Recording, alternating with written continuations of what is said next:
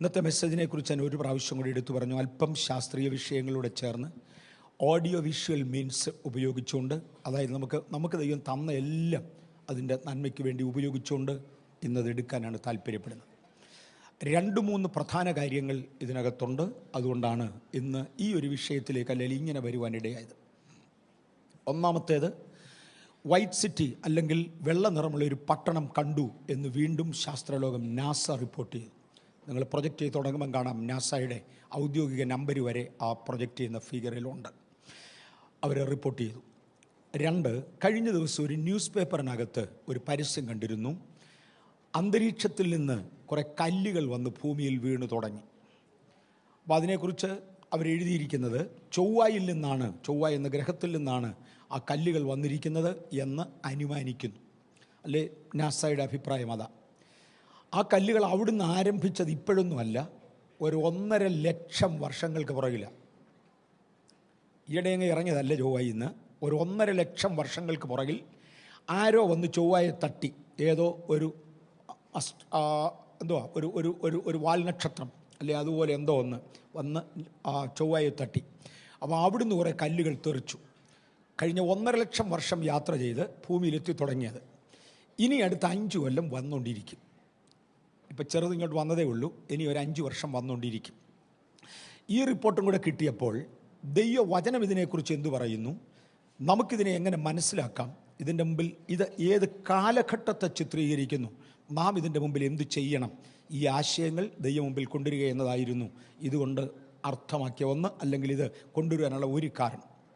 രണ്ടാമത്തേത്, ഏഞ്ചലിക്ക സ്വർഗത്തിൽ പോയി വന്നു എന്ന് പറയുന്നതും നരകത്തെക്കുറിച്ച് മറ്റധികം പേര് കൊണ്ടുവന്നിട്ടില്ലാത്ത പേരുകൾ സഹിതമുള്ള, ഞാൻ മുമ്പേ പറഞ്ഞതുപോലെ ആരാന്നൊന്നും ഞാൻ പറയാൻ ആഗ്രഹിക്കുന്നില്ല, എനിക്ക് ഉച്ചരിക്കാൻ അർഹതയുള്ളതിനേക്കാളൊക്കെ വലിയ പേരുകളാണ്. അതുകൊണ്ട് ഞാൻ ആ പേരുകളിലോട്ട് പോകുന്നില്ല. പക്ഷേ നരകത്തിൽ കിടപ്പുണ്ട്. ഇത് നമ്മളെ ഒന്ന് ബോധവാന്മാരാക്കുവാനും ഇതെടുക്കണം എന്നോർത്തു. ഈ കല്ലുകൾ വന്നു എന്ന് പറഞ്ഞത് ചൊവ്വയിൽ നിന്നാണ് എന്നൊന്ന് അസസ് ചെയ്തു. ചൊവ്വയിൽ നിന്നേ കല്ലുകൾ വരത്തുള്ളോ? വെളിപ്പാട് പുസ്തകം പറയുന്നത് അത്തിവൃക്ഷം പെരുങ്കാറ്റുകൊണ്ട് ഉലഞ്ഞ് അതിൻ്റെ ഭൂമിയിലോട്ട് പൊഴിയുന്നത് പോലെ നക്ഷത്രങ്ങൾ ഭൂമിയിലേക്ക് പൊഴിഞ്ഞുകൊണ്ടിരിക്കും. ഇതാണ് വെളിപ്പാട് പുസ്തകം ഈ അന്തിമ ഘട്ടത്തിൽ ഒരു സാഹചര്യത്തെക്കുറിച്ച് പറയുന്നത്. ഒന്നുകൂടെ പറയാം, അത്തിവൃക്ഷം പെരുങ്കാറ്റുകൊണ്ട് ഉലഞ്ഞ്. നമ്മൾ അത്തിവൃക്ഷം നമുക്ക് വലിയ പരിചയമില്ലാത്തതുകൊണ്ട് മാവിൻ മരം എല്ലാവരും കണ്ടിട്ടുണ്ടല്ലോ. നന്നായി മാങ്ങ കായ്ച്ചു നിൽക്കുന്ന ഒരു മാവിൽ ഒരു നല്ല കാറ്റടിക്കുമ്പോൾ ഈ മാങ്ങ എല്ലാം കൂടെ പൊഴിയുന്ന പോലെ ഞാൻ കണ്ടിട്ടുണ്ട്, പലരും കണ്ടിട്ടുണ്ട്. അത്തിവൃക്ഷം പെരുങ്കാറ്റുകൊണ്ട് ഉലഞ്ഞ് അത്തിക്കായ്കൾ താഴോട്ട് വീഴുന്നത് പോലെ നക്ഷത്രങ്ങൾ ചെറു താഴോട്ട് വീഴുമെന്ന്. കുറഞ്ഞ പക്ഷം നക്ഷത്രങ്ങളുടെ ഭാഗം എന്നിരിക്കാൻ കാര്യം ഒരു നക്ഷത്രമൊക്കെ ഭൂമിയിലോട്ട് വീഴാൻ ഒക്കുകയില്ല. ഭൂമി തീരെ ചെറുത്, നക്ഷത്രം അതിനേക്കാൾ ഒരുപാടും കൂടെ വലുതുമാണ്. ഇതൊരു ശാസ്ത്രജ്ഞന് വേണ്ടി എഴുതിയതല്ല, ഇത് സാധാരണക്കാരന് വേണ്ടി എഴുതിയതാണ്. അപ്പം സാധാരണക്കാരന് മനസ്സിലാകുന്ന ഭാഷയിലാണ് ഇതിവിടെ വരുന്നത്. ഞാൻ ഒരു കാര്യം പറയാൻ ആഗ്രഹിക്കുന്നു. ഞാൻ രക്ഷിക്കപ്പെട്ടു വരുന്ന സമയത്ത് എന്നെ പ്രചോദിപ്പിച്ച ഒരു ചെറിയ ആശയമുണ്ട്. എൻ്റെ ചെറിയ പ്രായത്തിൽ വേദപുസ്തകത്തെ ശാസ്ത്രം കൊണ്ട് എതിർക്കുന്ന ആളുകളെ കണ്ടിട്ടുണ്ട്. അന്ന് എനിക്ക് 10 വയസ്സ് 11 വയസ്സൊക്കെ ഉള്ളൂ. ശാസ്ത്രീയമായി ദൈവമില്ല എന്ന് ആരണ്ട് കണ്ടുപിടിച്ചു, നരകമില്ലെന്ന് വേറെ ആരണ്ട് കണ്ടുപിടിച്ചു. ഇങ്ങനെയൊക്കെ അങ്ങ് ഈ ചുമ്മാതെ നാട്ടിലെ എന്തോ വാട്ട് യു കോൾ പനമ്പായുടെ വീട്ടിൽ വിവരമില്ലാത്ത മനുഷ്യർ മുറ്റത്ത് കുത്തിയിരുന്ന് ഓരോ വർത്തമാനം പറഞ്ഞാൽ ഏത് ശാസ്ത്രജ്ഞൻ ഏത് തെളിവ് കൊണ്ട് ഇവിടെ കണ്ടുപിടിച്ചെന്ന് ശാസ്ത്രജ്ഞൻ എന്ന വാക്കിൻ്റെ സ്പെല്ലിങ് പോലും അറിയാൻ വയ്യാത്തവനാണ് ഈ പറഞ്ഞു നടക്കുന്നത്. ചുമ്മാ അബദ്ധം പുലമ്പുമായിരുന്നു. പക്ഷേ അത് കേൾക്കുമ്പോൾ ഒട്ടും വിവരമില്ലാത്ത എന്നെപ്പോലുള്ളവർ അയ്യോ അതും ശരിയാണല്ലോ എന്നിങ്ങനെ ഓർക്കുമായിരുന്നു.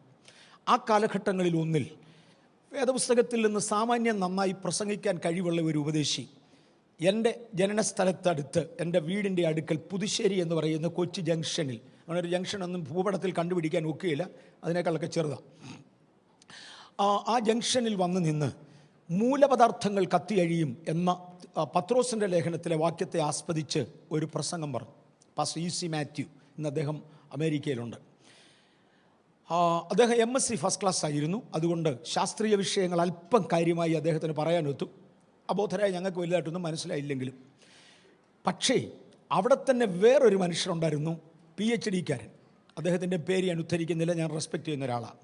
അദ്ദേഹം എഴുന്നേറ്റ് ചോദിച്ചു, പ്രസംഗിയാരെ നിങ്ങൾ ഈ പറയുന്നതൊക്കെ ശരിയാണോ? ഇത് പറയാൻ നിങ്ങൾ ക്വാളിഫൈഡ് ആണോ? അപ്പം പ്രസംഗിയാരി ചോദിച്ചു, എന്ത് ക്വാളിഫിക്കേഷൻ ഉള്ളവർക്ക് പറയാം? അദ്ദേഹം പറഞ്ഞു ഫിസിക്സിൽ ഒരു BSc എങ്കിലും ഉള്ളവനെ ഇതിനെക്കുറിച്ച് പറയാൻ പറ്റുള്ളൂ. കാര്യം പെന്തിക്കോസ്തുകാർ പള്ളിക്കൂടത്തിൽ പോയതല്ലെന്നൊരു ധാരണയിലാണ് PhD-കാരൻ ഇത് പറഞ്ഞത്. അപ്പോൾ ഇങ്ങനെ ചോദിച്ചു, MSc ഫസ്റ്റ് ക്ലാസ് ഉണ്ടെങ്കിൽ പറയാമോ എന്ന് ചോദിച്ചു. ഇനിയിപ്പോൾ എന്നാ പറയാനാ, പറയാമെന്ന്. എന്നാൽ അവിടെ ഇരുന്ന് കേട്ടോ, ഞാൻ MSc ഫസ്റ്റ് ക്ലാസ്സാന്ന് പറഞ്ഞു. അദ്ദേഹം ചമ്പ്രപ്പൊട്ടിട്ട് മെയിൻ റോഡിലിരുന്നു. വഴക്കുണ്ടാക്കാൻ വേണ്ടി ഇരുന്നതാ, അനുസരിക്കാൻ ഇരുന്നതല്ല. രണ്ടായാലും അല്പ മിനിറ്റുകൾക്ക് ശേഷം ആ ഉപദേശി പ്രസംഗം നിർത്തിയേച്ച് ഈ മനുഷ്യനോട് പറഞ്ഞു, നിങ്ങളുടെ ഇടപെടൽ കണ്ടിട്ട് വിദ്യാഭ്യാസമുള്ള ആളാണെന്ന് തോന്നുന്നു. അങ്ങനെ വിദ്യാഭ്യാസമുള്ള ആളാണെങ്കിൽ നമ്മൾ തമ്മിൽ തർക്കിക്കേണ്ടത് റോഡറമ്പിലല്ല, ഞാനിവിടെ ഒരു വീട് വാടകയ്ക്ക് എടുത്തിട്ടുണ്ട്, അങ്ങോട്ട് പോരാ, അവിടെ തർക്കിക്കാമെന്ന് പറഞ്ഞു. ഇദ്ദേഹം തിരിച്ചു ചോദിച്ചു, ഞാൻ സ്കൂൾ വിട്ട് 4 മണിക്ക് വരുന്ന സമയമാണ്, പരസ്യയോഗം നടക്കുന്നത് കണ്ട് ഇരിക്കണമെന്നുള്ളത് വീട്ടിലെ നിർബന്ധമാണ്, അതുകൊണ്ട് ഇരിക്കുകയല്ല നിൽക്കുക, ഇത് കേട്ടതാണ്. അപ്പോൾ ഇദ്ദേഹം ചോദിച്ചു, PhD-കാരൻ ചോദിച്ചു, വേദപുസ്തകം ശാസ്ത്രീയമായി തെളിയിക്കാൻ താങ്കൾക്ക് കഴിയുമോ എന്ന് ചോദിച്ചു. അദ്ദേഹം പറഞ്ഞു, തെളിയിക്കാം. തെറ്റാന്ന് താങ്കൾക്ക് തെളിയിക്കാമെന്ന് ചോദിച്ചു. മറ്റേ PhD-കാരൻ പറഞ്ഞു തെളിയിക്കാമെന്ന് പറഞ്ഞു. എന്നാൽ നമുക്ക് എപ്പോഴാണെന്ന് ചോദിച്ചു. അവർ ഡേറ്റ് ഫിക്സ് ചെയ്തു. PhD-കാരന് സ്വന്തം പ്രിൻറ്റിംഗ് പ്രസ്സും ഒക്കെ ഉണ്ടായിരുന്നു. അദ്ദേഹം നോട്ടീസ് അടിച്ച് പബ്ലിഷ് ചെയ്തു, ഇന്ന ദിവസം ഇത്രാം തീയതി ഇന്ന സമയത്ത് ഇന്ന സ്ഥലത്ത് വെച്ച്, അതായത് ഉപദേശി വാടകയ്ക്ക് എടുത്തിരിക്കുന്ന വീട്ടിൽ, ഞങ്ങളുടെ നാട്ടിലെ ആദ്യത്തെ പെന്തക്കോസ്ത് ഫെയ്ത്തുമായിട്ട് പിന്നെ മാറിയതാ, അവിടെ വെച്ച് വേദപുസ്തകം ശാസ്ത്രീയമല്ല എന്ന് ഞാൻ തെളിയിക്കുന്നു എന്ന് പറഞ്ഞൊരു നോട്ടീസ് അടിച്ചു. ഞാനും അത് കേൾക്കാൻ വീട്ടിൽ നിന്ന് അനുവാദം കിട്ടിയതുകൊണ്ട് പോയി. എൻ്റെ ആയുസ്സിലാദ്യമായി കളർ ചോക്ക് ഞാൻ കാണുന്നത് അവിടെ വെച്ചാൽ. അതിനു മുമ്പേ വെള്ളച്ചോക്ക് മാത്രമേ കണ്ടിട്ടുള്ളൂ. ഒരു ബ്ലാക്ക് ബോർഡും 2-3 കളറിലുള്ള കളർ ചോക്കുകളും ഹാജരാക്കി. റഫറിയായി ഒരു അക്രൈസ്തവനെ വെച്ചു, വിദ്യാഭ്യാസമുള്ള ഒരു മനുഷ്യൻ. എന്നിട്ട് അന്യോന്യം ചോദ്യങ്ങൾ ആരംഭിച്ചു. ഒന്നാമത്തെ ചോദ്യം ചോദിച്ചത്, സൂര്യൻ കിഴക്കുതിച്ച് പടിഞ്ഞാറ് അസ്തമിക്കും എന്ന് ബൈബിൾ പഠിപ്പിക്കുന്നു. അതിൻ പ്രകാരം സൂര്യനാണ് കറങ്ങുന്നത്, ഭൂമിയല്ല. പക്ഷേ ഇന്നത്തെ നിഗമനത്തിൽ കറങ്ങുന്നത് ഭൂമിയാണ്, സൂര്യനല്ല. തനിക്ക് എന്തു പറയാനുണ്ടെന്ന് ചോദിച്ചു. ഇരുവരും സമവാക്യങ്ങൾ ബോർഡിൽ എഴുതുന്നത് കണ്ടു, വ്യത്യസ്ത കളറിൽ. എനിക്കതിൽ കൂടുതൽ ഒന്നും മനസ്സിലായില്ല. പല കളറിലുള്ള ചോക്ക് കൊണ്ട് പല സമവാക്യങ്ങൾ എഴുതി. എനിക്ക് അത്രയും മാത്രം അറിയാം. അവസാനം റഫറി പറഞ്ഞു, ഒരു ശാസ്ത്രജ്ഞനോട് സംസാരിക്കുന്നെങ്കിൽ ഭൂമി കറങ്ങുന്നു എന്ന് പറയണം, സാധാരണക്കാരനോട് പറയുന്നെങ്കിൽ സൂര്യൻ കറങ്ങുന്നു എന്ന് പറഞ്ഞാൽ മതി. കാര്യം റിലേറ്റീവിൽ ഇത് രണ്ടും ഒന്നാണ്. ഇങ്ങനെ പറഞ്ഞാലും അങ്ങനെ പറഞ്ഞാലും റിലേറ്റീവ് തിയറി അനുസരിച്ച് സംഗതി ഒന്നാണ്. റിലേറ്റീവ് തിയറി കണ്ടുപിടിക്കുന്നതിന് മുൻപാണ് ബൈബിൾ എഴുതിയതെങ്കിലും ആ തത്വം ഇതിനകത്തുണ്ട്, ഇതൊന്നാണ്. ഇങ്ങനെ 2-3 ചോദ്യങ്ങൾ. ശാസ്ത്രജ്ഞനോട് സംസാരിക്കണമെങ്കിൽ ഒരു ഭാഷ, സാധാരണക്കാരനോട് സംസാരിക്കണമെങ്കിൽ വേറൊരു ഭാഷ. സാധാരണക്കാരനോട് സംസാരിക്കുന്ന വേദപുസ്തക ഭാഷയിൽ നമുക്ക് മനസ്സിലാകാവുന്നത് ശാസ്ത്രവുമായി കണക്ട് ചെയ്താൽ യാതൊരു തെറ്റുമില്ല എന്ന് ഓർപ്പിച്ചുകൊണ്ട് ഞാൻ കാര്യങ്ങളിലേക്ക് ഇറങ്ങാൻ പോവാം. ഈ ചന്ദ്രനിൽ നിന്ന്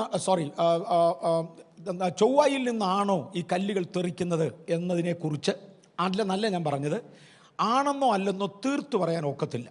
കാര്യം നാസയുടെ തന്നെ ചില സൈറ്റുകൾ കണ്ടിട്ട് ചൊവ്വയുടെ കല്ലുകളോട് സാമ്യമുള്ള കല്ലുകൾ എന്ന് മാത്രമേ പറയാൻ പറ്റത്തുള്ളൂ. വ്യാഴത്തിനും ചൊവ്വയ്ക്കും ഇടയ്ക്ക് ഒരു വലിയ ലെയർ പാറക്കൂട്ടങ്ങൾ തന്നെ ഉണ്ട് എന്ന് ഇന്ന് കണ്ടുപിടിച്ചിട്ടുണ്ട്. ഞാനിവിടെ ഒന്നുമല്ല വരാൻ ആഗ്രഹിക്കുന്നത്, ഒരേ ഡിസൈനറാണ് ഈ പ്രപഞ്ചത്തെ ഡിസൈൻ ചെയ്തത്. അതുകൊണ്ട് ഏത് ഗോളത്തിൽ പോയാലും ഏത് ഉപഗ്രഹത്തിൽ പോയാലും എല്ലാത്തിൻ്റെയും ഡിസൈൻ ഒരുപോലെ ഇരിക്കും. സകലതിൻ്റെയും ഡിസൈൻ ഒരുപോലെ ഇരിക്കും. ഒരു ഡിസൈനർ ഇത് ഡിസൈൻ ചെയ്യുന്നുവെങ്കിൽ അദ്ദേഹത്തിൻ്റെ ഡിസൈനിൽ എവിടെ പോയാലും എല്ലാം ഒരുപോലെ ഇരിക്കും. സൗരയൂഥത്തിൽ, പ്രപഞ്ചത്തിൽ ഒരു സെൻട്രൽ പോയിൻറ്റിൻ്റെ വട്ടത്തിൽ കറങ്ങുന്ന ഒരുപാട് ഗ്രഹങ്ങളോ ഗോളങ്ങളോ നക്ഷത്രങ്ങളോ ഉപഗ്രഹങ്ങളോ കോമറ്റല്ല ഒക്കെ ഇങ്ങനെ കണ്ടുകൊണ്ടിരിക്കും. ഇവ ലോക സൃഷ്ടി മുതൽ ദൈവത്തിൻ്റെ സൃഷ്ടിയുടെ ബേസിസാണ് എന്ന് ഞാൻ ഒരു പ്രാവശ്യം ഇവിടെ എടുത്തു പറഞ്ഞു. 1 മണിക്കൂർ കൊണ്ട് ഞാനിത് നിർത്തുകയും ചെയ്യാൻ ആഗ്രഹിക്കുന്നു. മോനെ, നമുക്ക് പ്രൊജക്ഷൻ സ്റ്റാർട്ട് ചെയ്യാം. ഒന്നാമത്തെ ആറ്റമിൽ ഞാൻ ആരംഭിക്കാൻ പോവാം. ആറ്റത്തിൻ്റെ ഘടകം മുതൽ നിങ്ങളുടെ മുമ്പിൽ ഈ കാണുന്നത് പ്രൊജക്ഷൻ 2 സൈഡിൽ നോക്കുന്നവർക്ക് കാണാം. 2 ആറ്റങ്ങളെയാണ് അവിടെ കാണിച്ചിരിക്കുന്നത്. ആറ്റം എന്ന് പറഞ്ഞാൽ എന്നാന്ന് പറയാം. ഞാൻ ശാസ്ത്രീയ പ്രസംഗത്തിനല്ല നിൽക്കുന്നത്, വേദപുസ്തകത്തിലോട്ട് ഇറങ്ങാൻ പോവാണ്. പക്ഷെ നമുക്ക് മനസ്സിലാകുന്ന ആഴത്തിൽ ആരംഭം മുതൽ നമ്മൾ തുടങ്ങുക. അവിടെ കാണുന്ന 2 ആറ്റമുകളുടെ ഘടന കാണാം. ആറ്റം എന്ന വാക്കിൻ്റെ അർത്ഥം ഇനി വിഭജിക്കാൻ കഴിയാത്തതെന്നാണ്.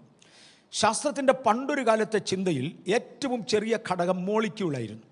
ഇനി മോളിക്യൂളിനെ വിഭജിക്കാൻ ഒക്കത്തില്ലെന്ന് കരുതിയിരുന്നെങ്കിലും അടുത്ത ശാസ്ത്രീയ സംരംഭത്തിൽ നിൽക്കട്ടെ ഡോണ്ട് കം നൗ അടുത്ത ശാസ്ത്രീയ സംരംഭത്തിൽ മോളിക്യൂളിനെ വിഭജിക്കാമെന്നും അതിനെ ആറ്റമായി വേർതിരിക്കാമെന്നും ഇനി ഇതിനെ വിഭജിക്കാൻ പറ്റത്തില്ലെന്നും പറഞ്ഞാണ് വിച്ച് കനോട്ട് ബി കട്ട് എന്ന അർത്ഥം വരുന്ന ആറ്റം എന്ന വാക്ക് അതിന് കൊടുത്തത്. ഇനി ഡിസൈനിനെ കുറിച്ച് ഞാൻ പറഞ്ഞപ്പോൾ നമ്മൾ ഒത്തിരി മനസ്സിലാക്കേണ്ട കാര്യമുണ്ട്. അതുകൊണ്ടാണ് ഈ രണ്ടാറ്റം കാണിച്ചത്. വലത്തുവശത്ത് താഴെയായിട്ട് കാണുന്ന ആ ആറ്റത്തിൻ്റെ നടുക്കൊരു ന്യൂക്ലിയസ് ഉണ്ട്. പ്രോട്ടോണും ന്യൂട്രോണും ചേർന്നതാണ് അതിൻ്റെ ന്യൂക്ലിയസ്. ആ ന്യൂക്ലിയസിൻ്റെ വട്ടത്തിൽ തേണ്ട കുറച്ച് ഇലക്ട്രോണുകൾ കാണാം. അതിനെ വിഭജിക്കാമെന്ന് പിന്നെ കണ്ടുപിടിച്ചു. ഒക്കത്തില്ലെന്ന് പറഞ്ഞാൽ ശാസ്ത്രം പിന്നെയും പുരോഗമിച്ചു. ശാസ്ത്രം ഇങ്ങനെ വളർന്നുകൊണ്ടിരിക്കുക. പണ്ട് കണ്ടുപിടിച്ച തെറ്റാന്ന് തെളിയിക്കുമ്പോൾ അവനും PhD കിട്ടും. അങ്ങനെ പോവാം. ഇന്ന് വലത്തുവശത്ത് കാണുന്നത് ആ ആറ്റത്തിൻ്റെ ഇലക്ട്രോണുകൾ ഏറെക്കുറെ സർക്കുലർ ഷേപ്പിൽ കറങ്ങുന്നതാണ്.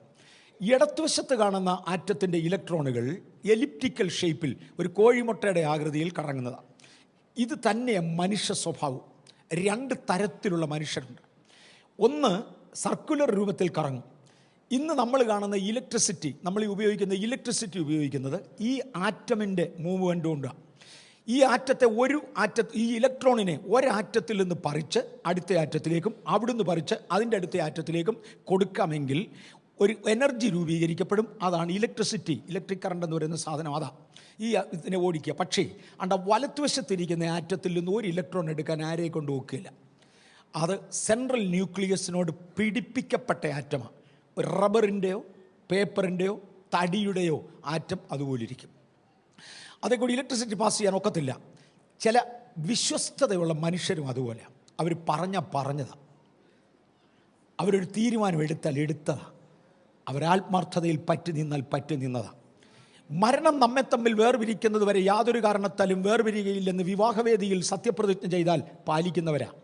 ഞാൻ ഈ സഭയിൽ ദൈവത്തെ ആരാധിക്കാൻ തീരുമാനിക്കുന്നു എന്ന് പറഞ്ഞാൽ കാലു ആരാധവരാ. ഒന്നാം ടൈപ്പ് ഓഫ് ആറ്റം വലത്തുവശത്ത് അടിയിൽ കാണുന്നത് ദൈവസൃഷ്ടിയിലുണ്ട്. പക്ഷേ ദൈവസൃഷ്ടി തന്നെ മറ്റേതുമുണ്ട്. മറ്റേ ആറ്റം ഇടത്തുവശത്ത് മേളിൽ കാണുന്നത്. അതിനകത്തെ ആറ്റത്തെ എടുക്കാൻ വലിയ പ്രയാസമില്ല. ഇവിടെ 10 രൂപ കൊടുക്കുന്നവൻ അപ്പുറത്ത് 12 കൊടുത്ത് അവൻ ചാടും. ഇപ്പുറത്ത് തൊലി വെളുത്ത ഒരു പെണ്ണിനെ കണ്ട് ഇഷ്ടമാണെന്നും പറഞ്ഞ് കൂടെ കൂടിയവൻ അതിനേക്കാൾ വെളുത്തതിനെ കണ്ട് ഇതിനേക്കാൾ പോവും. അല്ലെങ്കിൽ 10,000 രൂപ ശമ്പളമുള്ള ഒരുത്തനെ കിട്ടി 12,000 ഉള്ളവനെ കണ്ട അതിൻ്റെ പുറകെ പോവും. അവിശ്വസ്തരായ ഒരു കൂട്ടം ആളുകളുണ്ട്. ഇതുപോലെ തന്നെയാണ് ഇലക്ട്രോൺ. ഇതെല്ലാം ദൈവത്തിൻ്റെ സൃഷ്ടിയാണ്. ആ ഇടത്തുവശത്ത് കാണുന്നത് ഒരു ചെറിയ ഒരു ബാറ്ററി കൊണ്ട് ഒരു 1.5 വോൾട്ടേജ്, എന്തിനപ്പോൾ 0.05 വോൾട്ടേജ് കൊടുക്കാമെങ്കിൽ ഇതിനകത്ത് ഇലക്ട്രോൺ അങ്ങോട്ട് ചാടും. ഒന്നിനകത്തുനിന്ന് വേറൊന്നിനകത്തോട്ട് ചാടുന്ന തൻ്റെ സ്വന്തം കുടുംബത്തോട് വിശ്വസ്തത പുലർത്താത്ത ഒന്ന്. ആ ആറ്റത്തെ ഈ ഭൂമി മൊത്തം ഓടിച്ചാണ് ഇവിടെ മുഴുവൻ കറണ്ട് ഉണ്ടാക്കുന്നത്. പിശാച് അവരെ കൊണ്ട് മുതലെടുക്കും എന്ന് മാത്രം ഞാനൊന്ന് ഓർപ്പിക്കുക. Go to the next. ആ ആറ്റത്തിൻ്റെ മൂവ്മെൻ്റാണ് അവിടെ കാണിക്കുന്നത്. അതിനകത്ത് ഇലക്ട്രോൺസ് മൂവ് ചെയ്യുന്നത് കാണുന്നത്. എവിടെയെങ്കിലും കാണാവുന്ന ഓരോ പോയിൻറ്റ്സിലോട്ട് നോക്കിക്കോണം.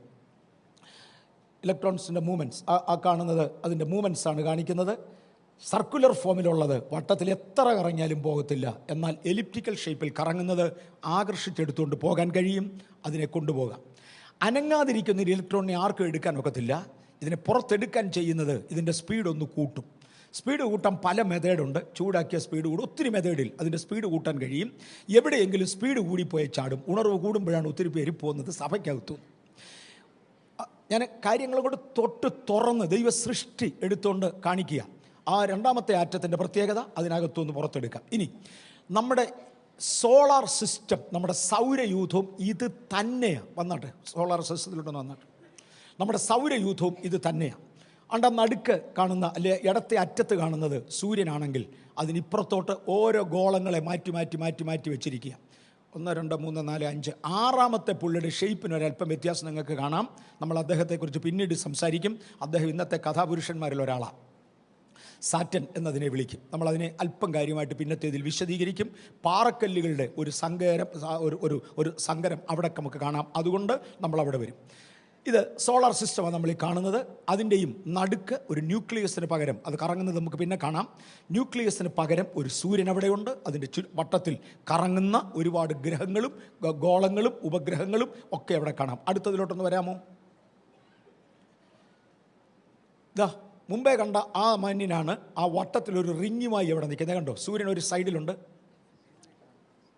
എത്ര എണ്ണം I cannot show. If somebody can use it, kindly use it. If somebody can use it. ആർക്കെങ്കിലും ഒരാൾക്ക്. പക്ഷേ ഞങ്ങൾ ഒന്നിച്ചാരും ട്രെയിൻ ചെയ്തില്ല. അല്ലെങ്കിൽ ഒരിടത്തേലും കാണിക്കാറുണ്ട്. 2 സൈഡിലും കാണിച്ചാൽ കൊള്ളാൻ. 2 സൈഡുള്ളത് കൊണ്ട് I don't think I can do that. അതിനകത്ത് ഒരു ഗോളത്തിൻ്റെ വട്ടത്തിൽ തൻ്റെ ഒരു റിങ് കാണാം. ആ റിങ് ഭയങ്കര പ്രാധാന്യമാണ്. നമ്മൾ അവിടെ വരും. പാറക്കല്ലുകളുടെ കൂട്ടമാണ്. ഇവിടെ നിന്ന് കാണുമ്പം അതാണ് നമ്മുടെ സൗരയൂഥത്തിലുള്ളതിലെ ഏറ്റവും ബ്യൂട്ടിഫുൾ, ഏറ്റവും സൗന്ദര്യമുള്ള ഗോളം എന്നറിയപ്പെടുന്നത് അതാ. നമ്മുടെ ഭൂമിയുടെ 10 ഇരട്ടിയോളം, 10.25 ഇരട്ടി വലിപ്പമുണ്ട് അദ്ദേഹത്തിന്. അടുത്തൊന്ന് എടുത്താട്ടെ, solar system moving. Next figure.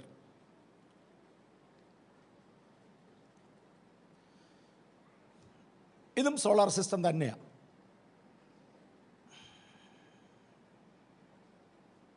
ചലിക്കുന്നത് കാണാമോ? അതിൽ ഇച്ചിരി വീക്കാം. ഇത് എനിക്ക് കാണാം, അവിടെ കാണാമെന്നുള്ളതാണ്. Can you see that movie? Okay, അടുത്തെടുത്തു. അടുത്തത്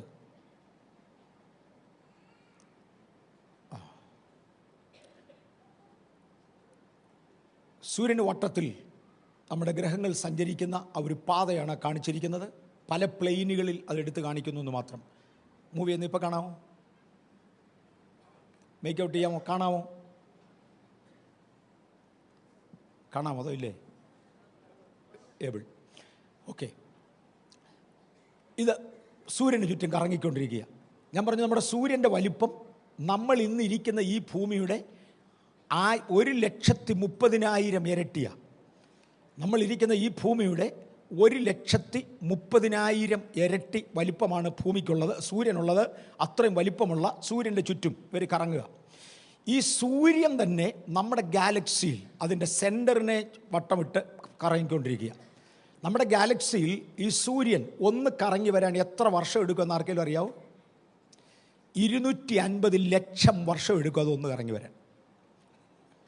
എന്ന് പറഞ്ഞാൽ ഗാലക്സിയുടെ വലിപ്പം അത്രയുമാണ്. നമ്മുടെ സൂര്യൻ, ഭൂമി സൂര്യന് ചുറ്റും ഒന്ന് കറങ്ങാൻ 1 വർഷം മതി, 365 ദിവസം മതി. ഭൂമി സ്വന്തം അച്ചുതണ്ടിൽ കറങ്ങാനായിട്ട് 24 മണിക്കൂർ മതി.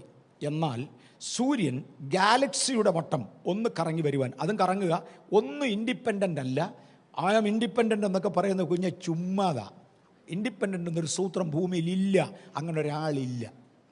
എല്ലാം ഒന്നിനോടൊന്ന് റിലേറ്റഡാണ്, അങ്ങോട്ടും ഇങ്ങോട്ടും ആശ്രയിച്ച് കറങ്ങുന്നതാണ്. ഞാൻ പറഞ്ഞ ഒരുപാട് ആശയങ്ങൾ ശാസ്ത്രീയ രൂപത്തിലും കൂടെ കൊണ്ടുവരാനാണ് ഞാൻ ആഗ്രഹിക്കുന്നത്. It is the same designer who designed. നമ്മുടെ സൂര്യൻ നമ്മുടെ ഗാലക്സിക്ക് ഒന്ന് കറങ്ങി വരാൻ 250 കോടി വർഷങ്ങളെടുക്കും. അത്രയും ദൂരമുണ്ട് നമ്മുടെ ഗാലക്സിക്ക്. പോട്ടെ, അടുത്തതെടുക്കാം. Galaxy moving you have over. അടുത്തതാണെങ്കിൽ നമുക്ക് യൂണിവേഴ്സിലേക്ക് പോകാം. നമ്മുടെ പ്രപഞ്ചമെന്ന് പറഞ്ഞാൽ എന്തുവാ? പ്രപഞ്ചത്തെ സൃഷ്ടിച്ചത് യോ എന്നൊക്കെ പറയുമ്പോൾ നമ്മൾ പയ്യ അടക്കാണ് നമ്മുടെ ഗാലക്സി മാത്രമാണ് കേട്ടോ. അത് നമ്മുടെ ഗാലക്സിയാണ്. നമ്മുടെ ഗാലക്സിക്കകത്ത് ആ നടുക്കൊരു കുറച്ച് പ്രകാശം കാണാം. പിന്നെ ഇങ്ങോട്ട് അതിൻ്റെ കറക്റ്റ് ഷേപ്പ് ഇതൊന്നുമല്ല, ഏറെക്കുറെ ഒരു സ്റ്റാർ ഫിഷിൻ്റെ രൂപമുണ്ട് ഗാലക്സിക്ക്.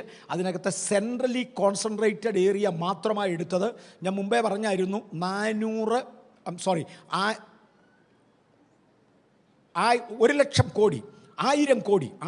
കോടി വർഷങ്ങൾ കൊണ്ടാണ് പ്രകാശം ഒരറ്റത്തു നിന്ന് വേറൊരറ്റത്ത് ചെല്ലുന്നതെന്ന് പറഞ്ഞത്. ഈ സെൻട്രലി കോൺസെൻട്രേറ്റഡ് ഏരിയയുടെ കാര്യമാണ്. അതിൻ്റെ വെളിയിലോട്ട് ചില ബാറുകൾ പോലെ നീണ്ടു നിൽക്കുന്നതുണ്ട് സ്റ്റാർ ഫിഷിൻ്റെ ആകൃതിയിൽ. വിട്, ആ പുള്ളി ഇതിൻ്റെ കൂട്ടത്തിൽ കൂട്ടണ്ട, അത് ഇതിനേക്കാളൊക്കെ അകലെയാണ്. അടുത്തതിലോട്ട് പോയാട്ട് മതി. നമ്മുടെ പ്രപഞ്ചത്തിൻ്റെ ഏറെക്കുറെ ഒരു ഷേപ്പ് ഒരു ആംഗിളിൽ കട്ട് ചെയ്ത് ഇവിടെ കിട്ടും. 1 Galaxy, 2 Galaxy, 3 Galaxy, 10 Galaxy, 20 Galaxy, 1000 Galaxy, എത്ര ഉണ്ടെന്നൊന്നും ആർക്കും അറിയാൻ വയ്യ. കണ്ടുപിടിക്കപ്പെട്ടത് അങ്ങ് കിടക്കുക. 1 ഗാലക്സിയുടെ ചരിത്രമാണ് ഞാൻ പറഞ്ഞത്. 1 കോടി വർഷം കൊണ്ട് പ്രകാശം ഇവിടുന്ന് അപ്പുറത്തോട്ട് ചെല്ലത്തുള്ളൂ.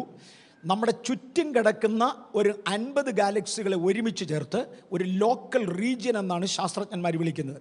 ആ ലോക്കൽ റീജിയനിൽ ഏറെക്കുറെ 4000 കോടി പ്രകാശ വർഷം കൊണ്ട് മാത്രമേ പ്രകാശം ഒരറ്റത്തുനിന്ന് അങ്ങേ അറ്റത്ത് ചെല്ലത്തുള്ളൂ.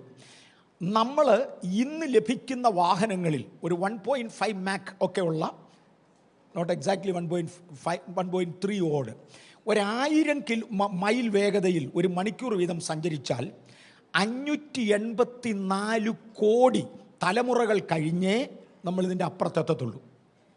ഈ ലോക്കൽ ഏരിയയുടെ, നമ്മൾ അത്രയും ചെറുതാണെന്ന് കാണിക്കാൻ വേണ്ടിയാണ് ഞാനിത് പറഞ്ഞുകൊണ്ട് വരുന്നത്. ഈ ലോക്കൽ ഏരിയയുടെ അപ്പുറത്ത് നമുക്ക് പോകണമെങ്കിൽ മണിക്കൂറിൽ 1000 മൈൽ വേഗതയിൽ യാത്ര ചെയ്താൽ, ഇത് എളുപ്പമല്ല, യാത്ര ചെയ്താൽ 584 കോടി തലമുറകൾ കഴിഞ്ഞേ ചെല്ലത്തുള്ളൂ. ഭൂമി ഉണ്ടായേ പിന്നെ അത്രയും തലമുറകൾ വന്നിട്ടില്ല. ദൈവമേ, എൻ്റെ 1000 സംവത്സരം അങ്ങയ്ക്ക് ഒരു ദിവസം പോലെയും അത്രയൊന്നും ഇല്ല കർത്താവേ. രാത്രിയിലെ ഒരു യാമം പോലെയും മാത്രം ഇരിക്കുന്നു കർത്താവേ. മനുഷ്യനെ അങ്ങ് ഓർക്കേണ്ടതിന് അവന് എന്ത്? മനുഷ്യപുത്രനെ നീ ഓർക്കേണ്ടതിന് അവനൊന്നുമില്ല. ഞങ്ങളാകെ നിസ്സാരന്മാരാണ്. നമ്മൾ ഇത്രേ ഉള്ളൂ. പ്രപഞ്ചത്തിൻ്റെ ഏറെക്കുറെ ഒരു ശൈലിയാണ് അവിടെ, ഒരു രൂപമാണ് അവിടെ കാണിച്ചിരിക്കുന്നത്. ഇതിനെ ഒരുപാട് പ്ലെയിനുകളിൽ മുറിക്കാം എന്ന് പറഞ്ഞാൽ, ഈ ഇരിക്കുന്ന പാത്രത്തെ എനിക്ക് നേരെ ഇങ്ങനെ കട്ട് ചെയ്യാം, ക്രോസ് സെക്ഷൻ കാണാം, ഇങ്ങനെ കട്ട് ചെയ്യാം, ഇങ്ങനെ കട്ട് ചെയ്യാം, പല പ്ലെയിനുകളിൽ ഇതിനെ മുറിക്കാം. ഇതിലെ ഒരു പ്ലെയിനിൽ മുറിച്ചിരിക്കുന്നതാണ് ആ കാണുന്നത്. ഇനി വേറൊരു പ്ലെയിനിൽ മുറിച്ചാൽ വടക്ക് വശത്തോട്ട് ഒരു ശൂന്യത നീണ്ടുപോകുന്നത് കാണാം. ഞാനത് അവിടെ തിരിച്ചു വരും. ഇപ്പോഴേ നമുക്കൊരല്പസമയം കൂടെ ഇതിനകത്ത് തന്നെ പോകാം. ഇതിനടുത്തത് ഇനി നമുക്ക് സാറ്റൻ എന്ന് പറയുന്ന ആ ഗ്രഹത്തെ കാണാം. ഏറ്റവും മനോഹരനായ ഗ്രഹം ഒന്നെടുത്താട്ടെ. ഇവിടെ ഞാൻ തുടങ്ങുന്നത് കല്ല് പോകുന്നതിന്, അതാണ് സാറ്റൻ. അതിൻ്റെ വട്ടത്തിൽ തേണ്ട റിങ് ആഫ്റ്റർ റിങ് ഇരിക്കുന്നത് കാണുന്നുണ്ടല്ലോ. ഇത് മുഴുവനും കല്ലുകളാണ്. ഇത് മുഴുവനും കല്ലുകളാണ്. പല നക്ഷത്രങ്ങൾ കരിഞ്ഞത്, പലത് പൊട്ടിത്തെറിച്ചത്, ഇതിൻ്റെയൊക്കെ അവശിഷ്ടങ്ങൾ എങ്ങനെയോ ഇങ്ങേർക്ക് കിട്ടി. നമ്മുടെ ഭൂമിയുടെ 10 ഇരട്ടി 10.2 ടൈം സൈസ് ഉണ്ട് സാറ്റന്. അതിൻ്റെ വട്ടത്തിൽ കാണുന്ന ആ റിങ്ങുകൾക്കകത്ത് കുറഞ്ഞ പക്ഷം ഭൂമിയുടെ അത്രയും കല്ലേലും ഉണ്ടല്ലോ. അതിൻ്റെ വലിപ്പം ഭൂമിയുടെ 10 ഇരട്ടിയാണ്. അങ്ങേരുടെ വട്ടത്തിൽ കിടക്കുന്ന കല്ലുകളുടെ സമാഹാരമാണ് ആ കാണുന്നത്. അവിടെ എന്തും വേണ്ടും കല്ലുണ്ട്. ഏറ്റവും കുറഞ്ഞത് ഈ ഭൂമിയുടെ അളവിലുള്ള കല്ലെങ്കിലും ഉണ്ടല്ലോ. അതിഞ്ഞ് താഴോട്ട് വീണാൽ, ഇപ്പം അങ്ങ് വീഴത്തില്ല. ഇതെടുത്ത് പറഞ്ഞാൽ ചിണ്ടു പറഞ്ഞു, പസേ ഇത് കാണിക്കുന്നതിന് മുമ്പേ ഇപ്പം വീഴുകയില്ല എന്ന് പറഞ്ഞേ കാണിക്കാവൂ. അതിൽ പിള്ളേർ കരയരുതെന്ന്. അതുകൊണ്ട് ഇപ്പം വീഴത്തില്ലെന്ന് പറഞ്ഞേച്ചാവും. എനിക്കറിയാൻ വയ്യ കുഞ്ഞുങ്ങളെ, തമ്പുരാൻ പറയുമ്പോഴേ ആകത്തുള്ളൂ, അതുവരെ ആകത്തില്ല. പറഞ്ഞ് കഴിയുമ്പോൾ നക്ഷത്രങ്ങൾ താഴോട്ട് പൊഴിയാൻ, നക്ഷത്രം വരെയൊന്നും പോകണ്ട, ഇവിടെ ഉള്ളതിൻ്റെ ചരിത്രമാണ് ഞാൻ ഈ തൊടുന്നത്. ഓക്കെ, അതിൻ്റെ അടുത്ത ചിത്രം ഒരല്പം കൂടെ വിശദമായിട്ടാണ് ആ കാണുന്നത്. അടുത്തത് വെക്കുമോ മൂവ്മെൻറ്റിലോട്ട്. ആരും പേടിക്കുകയൊന്നും വേണ്ട. അതിനകത്തെ കല്ലുകളെ ഒന്ന് ഇച്ചിരി കൂടെ അടുത്ത് കാണുമ്പോൾ, ഫോക്കസ് ചെയ്യുമ്പോൾ ആ കല്ല് ഇച്ചിരി കൂടെ വലുതായിട്ട് നമുക്കൊന്ന് കാണാൻ കഴിയും. Go to the next. അവിടെ മുതൽ മൂവ്മെൻറ്റ് നോക്കിക്കോണം ദയവായിട്ട്. അതിനെ അടുത്തടുത്ത് വരാൻ പോവാ ക്യാമറ.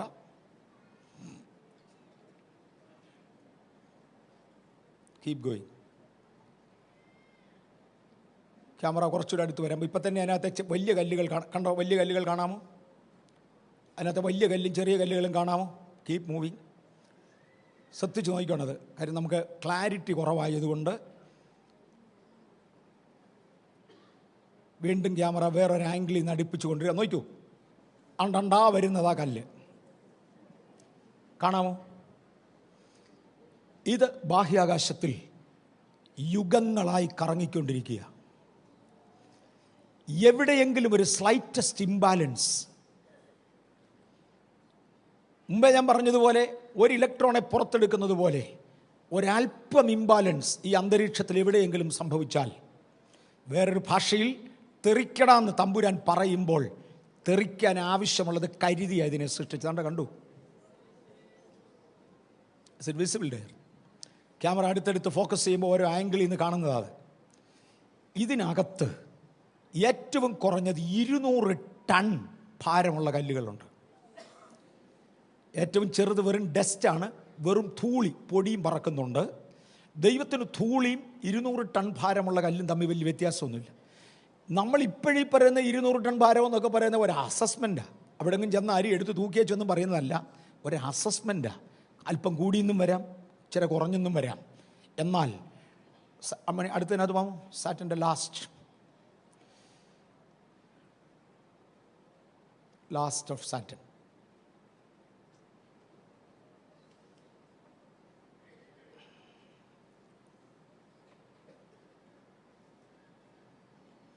ഓക്കെ, നമ്മുടെ ആവശ്യത്തിന് നമുക്ക് എല്ലാവർക്കും കണ്ടായിരുന്നില്ല വലിയ കല്ലിൻ്റെ കഷണങ്ങൾ വരുന്നത്. ഇച്ചിരി കൂടെ അടുത്ത് കാണാമെന്നുള്ളതേ ഉള്ളൂ, ഒന്നുകൂടെ കിട്ടിയാൽ. ഇതൊക്കെ ഇങ്ങനെ ചുമ്മാ അങ്ങ് തൂങ്ങി നിൽക്കുക, ഒന്നത്തേലും അല്ല. ഇതൊക്കെ അങ്ങ് ചുമ്മാ തൂങ്ങി നിൽക്കുക. അവൻ ഉത്തരദിക്കിനെ ശൂന്യത്തിന്മേൽ വിരിക്കുന്നു, ഭൂമിയെ നാസ്തിത്വത്തിൻ്റെ മേൽ തൂക്കുന്നു. ഓക്കെ, ഇനി ഈ ഭൂമിയിലോട്ട് തിരിയാൻ പോവാം. നമ്മൾ ഈ കണ്ടിടത്തോളം എല്ലാം അന്തരീക്ഷത്തെക്കുറിച്ചും വാനശാസ്ത്രത്തെക്കുറിച്ചുമൊക്കെയാണ് പറയുന്നത്. ദൈവമേ, അങ്ങ് സൃഷ്ടിച്ച സൃഷ്ടി, അങ്ങുണ്ടാക്കിയ സൂര്യനെയും സൂര്യന്മാരെയും, ഒരു രാത്രിയിൽ നമ്മൾ വെളിയിലോട്ട് ഇറങ്ങി നിന്ന് ആകാശത്തോട്ട് നോക്കാമെങ്കിൽ കണ്ണിന് കാഴ്ചയുള്ള ഒരാളിന് മേഘമില്ലാത്ത രാത്രിയിൽ 2500 നക്ഷത്രങ്ങളെ വരെ കാണാമെന്നാണ് ശാസ്ത്രജ്ഞന്മാർ പറയുന്നത്. ഞാൻ എണ്ണിയിട്ടില്ല, അത്രയും ഒന്നും എണ്ണാനുള്ള കോൺസെൻട്രേഷൻ എൻ്റെ കണ്ണിനില്ല. ഒന്ന് എണ്ണിച്ച് വരുമ്പോൾ മുമ്പിലേക്ക് എണ്ണിയതാണോ ഇല്ലെന്നങ്ങ് മറന്നു പോകും. അത്രയൊക്കെ നമുക്കുള്ളൂ. പക്ഷേ അതിനെക്കുറിച്ച് കൃത്യമായി എണ്ണി പറയുന്നവർ പറയുന്നത് 2500 നക്ഷത്രങ്ങളെ കാണാം. ഇതിൽ ഓരോന്നും സൂര്യനേക്കാൾ വലിപ്പം കൂടുതലുള്ളതാണ്. കാര്യം സൂര്യൻ്റെ വലിപ്പമുള്ളതിനെ കാണത്തില്ല, അതിനേക്കാൾ ദൂരെയായിപ്പോയി, അതുകൊണ്ട് അതിനെ കാണത്തില്ല.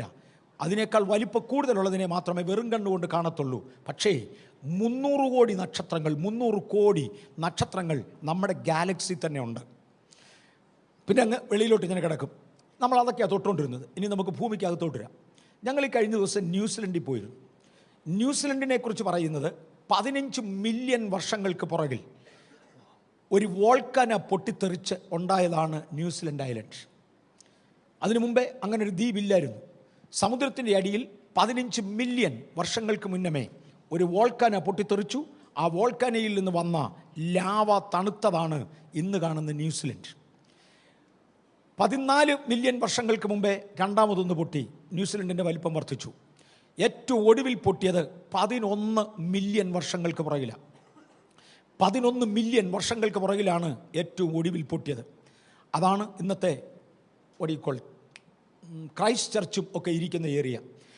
ക്രൈസ്റ്റ് ചർച്ച് റീജിയനിൽ ഒരു വർഷം ഇന്നും 1000 ഭൂകമ്പങ്ങളെങ്കിലും ഉണ്ടെന്ന് പറയുന്നത്. കാര്യം അടിവശം ഇതുവരെ ഉറച്ചിട്ടില്ല. ഈ 11 മില്യൺ വർഷം കൊണ്ട് ഇന്നും ഒരു വർഷം 1000-ഓളം ഭൂകമ്പങ്ങൾ അവിടെ ഉണ്ടാകുന്നുണ്ടെന്നാണ് പറയുന്നത്. വലുതോ ചെറുതോ ഒക്കെയായി. അവിടെ ഉണ്ടായ വലിയ ഭൂകമ്പങ്ങളിൽ അവിടെ ഉണ്ടായിരുന്ന കെട്ടിടങ്ങളെല്ലാം പോയി. ക്രൈസ്റ്റ് ചർച്ചിൽ താമസിക്കാൻ കൊള്ളുകയില്ലെന്ന് ഇപ്പോൾ ആളുകൾക്ക് തോന്നിത്തുടങ്ങി. ആളുകൾ താമസിക്കുന്നുണ്ട്, ഇല്ലെന്നല്ല ഞാൻ പറഞ്ഞത്. എന്നാൽ 14 മില്യൺ വർഷങ്ങൾക്ക് മുമ്പേ ഫോം ചെയ്ത ഏരിയയാണ് ഹാമിൽട്ടൺ ഏരിയ എന്ന് കണക്കാക്കപ്പെടുന്നു. അന്ന് പൊട്ടിത്തെറിച്ച അഗ്നിപർവ്വതങ്ങളിൽ നിന്ന് അന്ന് മുതൽ തീ ചാടുമായിരുന്നു. ഇന്ന് 14 മില്യൺ വർഷങ്ങൾ കഴിഞ്ഞിട്ട് 14 മില്യൺ വർഷങ്ങൾ കഴിഞ്ഞിട്ട് അവിടെ 14 മില്യൺ എന്ന് പറഞ്ഞാൽ 1,40,00,000 വർഷങ്ങൾ കഴിഞ്ഞിട്ട്, ശാസ്ത്രത്തിൻ്റെ കണക്കനുസരിച്ച് 1,40,00,000 വർഷങ്ങൾ കഴിഞ്ഞിട്ട് ഇന്നും പണ്ട് പൊട്ടിത്തെറിച്ച അഗ്നിപർവ്വതങ്ങളുടെ വായിലൂടെ വെളിയിൽ വരുന്ന തിളച്ച വെള്ളം കാണാം. അവനെ ഒന്ന് പ്രൊജക്റ്റ് ചെയ്തേക്കെ. 1,40,000 വർഷങ്ങൾക്ക് മുൻപേ പൊട്ടിത്തെറിച്ച അഗ്നിപർവ്വതത്തിൻ്റെ ആ ഒരു മൗത്താണ് കാണുന്നത്. അവിടുന്ന് നോക്കിക്കോണം, വെള്ളം ഇപ്പോഴും തിളച്ച് തെറിക്കുന്നത്. സൗണ്ട് ഇഫക്റ്റ് കൊടുക്കാൻ നോക്കുമോ അതിന്?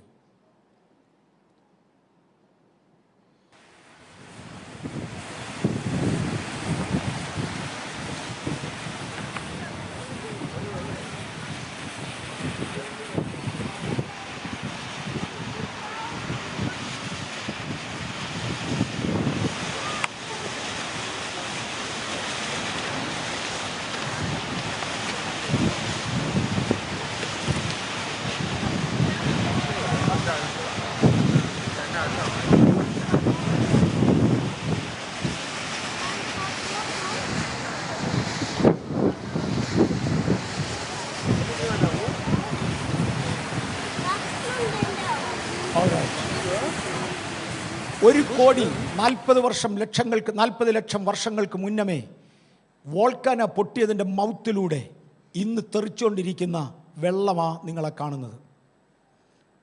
ഇതിൻ്റെ ആഴം എന്തോ കർത്താവേ, എന്തും വേണ്ടി ഇതിനകത്തുണ്ട്. ഈ റേറ്റിൽ ഇത് തെറിച്ചുകൊണ്ടിരിക്കുക. ഇപ്പോഴത്തെ റേറ്റാണ് ഇത്. അങ്ങനെ ആണെങ്കിലും 1 കോടി വർഷം മുമ്പ് ഇത് തന്നെ ആയിരുന്നു. മിച്ചം വന്നതിലൊരല്പം തെറിക്കുന്നതാണ് ഇത്. കർത്താവേ, അങ്ങ് ഞങ്ങളെപ്പോലെ ഒരാളല്ല, അങ്ങ് വലിയവനാണ്. ഒന്ന് പോയി കാണാൻ ഞങ്ങൾക്കും കർത്താവ് കൃപ തന്നു. ഇത് 100% ആക്ച്വലി ഞങ്ങൾ എടുത്തതാണെന്ന് കാണിക്കാൻ വേണ്ടി ഞങ്ങളും എൻ്റെ മുന്നേ നിൽക്കുന്ന ഒരു പിക്ചറുണ്ട്. ഒരു മിനിറ്റ് ഒന്ന് കാണിച്ചങ്ങ് വിട്ടാൽ മതി. ആ വോൾക്കാനയുടെ മുമ്പിൽ പോയി നിൽക്കുവാൻ അത്രയും ദൂരെ നിന്ന ചൂടില്ല. അവിടെ തൊടാനൊക്കെ തൊട്ടാൽ നല്ല ചൂടാണ്. പക്ഷേ അതിൻ്റെ പുറകിൽ വൃക്ഷങ്ങൾ നിൽക്കുന്നത് നിങ്ങൾക്ക് കാണാം. പുല്ല് അതിൻ്റെ തൊട്ടപ്പുറത്തുണ്ട്. ദൈവമേ, സൃഷ്ടിയുടെ ഗാംഭീര്യത അങ്ങക്കിത് പറഞ്ഞു തന്നത് ആരാ? അതിശയവും അത്ഭുതവുമായി നമ്മളെ ഉണ്ടാക്കിയവൻ, ഭൂമിയെ സൃഷ്ടിച്ചവൻ, ഇതിനെ സൂക്ഷിക്കുന്നവൻ അറിവില്ലാത്തവനല്ല. തൻ്റെ വചനങ്ങൾ വൃഥാവല്ല എന്ന് ഞാനൊന്ന് ഓർപ്പിക്കട്ടെ. ഇനി ഞാൻ വൈറ്റ് സിറ്റിയിലോട്ട് തിരിയാൻ പോവുക. Take it off. വൈറ്റ് സിറ്റിയിലോട്ട് ഇത് പ്രയോജനപ്പെടുന്നുണ്ടോ? കൊള്ളാമെന്ന് തോന്നുന്നവരുടെ കൈയൊന്ന് കണ്ടോട്ടെ. It's something informative. നമുക്ക് അടുത്തതിലോട്ട് പോകാൻ പോവാ. യോബിൻ്റെ പുസ്തകം നമുക്കൊരു വാക്യം ഒന്ന് വായിച്ചു തുടങ്ങാം. യോബിൻ്റെ പുസ്തകം 26-ാം അധ്യായത്തിൻ്റെ 9-ാമത്തെ വാക്യം. യോബിൻ്റെ പുസ്തകം 26-ാം അധ്യായത്തിൻ്റെ 9-ാമത്തെ വാക്യം. പഴയ നിയമ ഭക്തന്മാരിൽ ദൈവം അംഗീകരിച്ച ഒരു ഭക്തനായിരുന്നു യോബ്. അദ്ദേഹത്തിൻ്റെ അറിവുകൾ ദൈവത്തിങ്കൽ നിന്നായിരുന്നു. തൻ്റെ പുസ്തകത്തിൽ നിന്ന് ഒരുപാട് അറിവുകൾ, ജ്ഞാനം എനിക്കൊന്നും വായിച്ചാൽ മനസ്സിലാകത്തില്ല. ഒരു വലിയ ശാസ്ത്രജ്ഞൻ വായിച്ചാൽ കുറച്ചുകൂടെ മനസ്സിലായേക്കാം. എന്നെപ്പോലുള്ളവർക്ക് മനസ്സിലാകാൻ പ്രയാസമുള്ള പലതും ചേർത്തതിനകത്ത് എഴുതിയിട്ടുണ്ട്. വായിച്ചാട്ടെ 26:9. തൻ്റെ സിംഹാസനത്തിൻ്റെ ദർശനം അവൻ മറച്ചു വയ്ക്കുന്നു, അതിന്മേൽ തൻ്റെ മേഘം വിരിക്കുന്നു.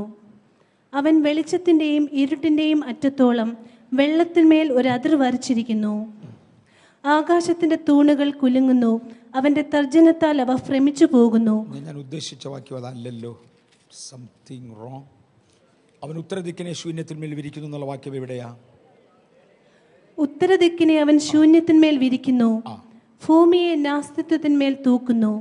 അവൻ വെള്ളത്തെ മേഘങ്ങളിൽ കെട്ടിവെക്കുന്നു, അത് വഹിച്ചിട്ട് കാർമുകിൽ കീറിപ്പോകുന്നതുമില്ല.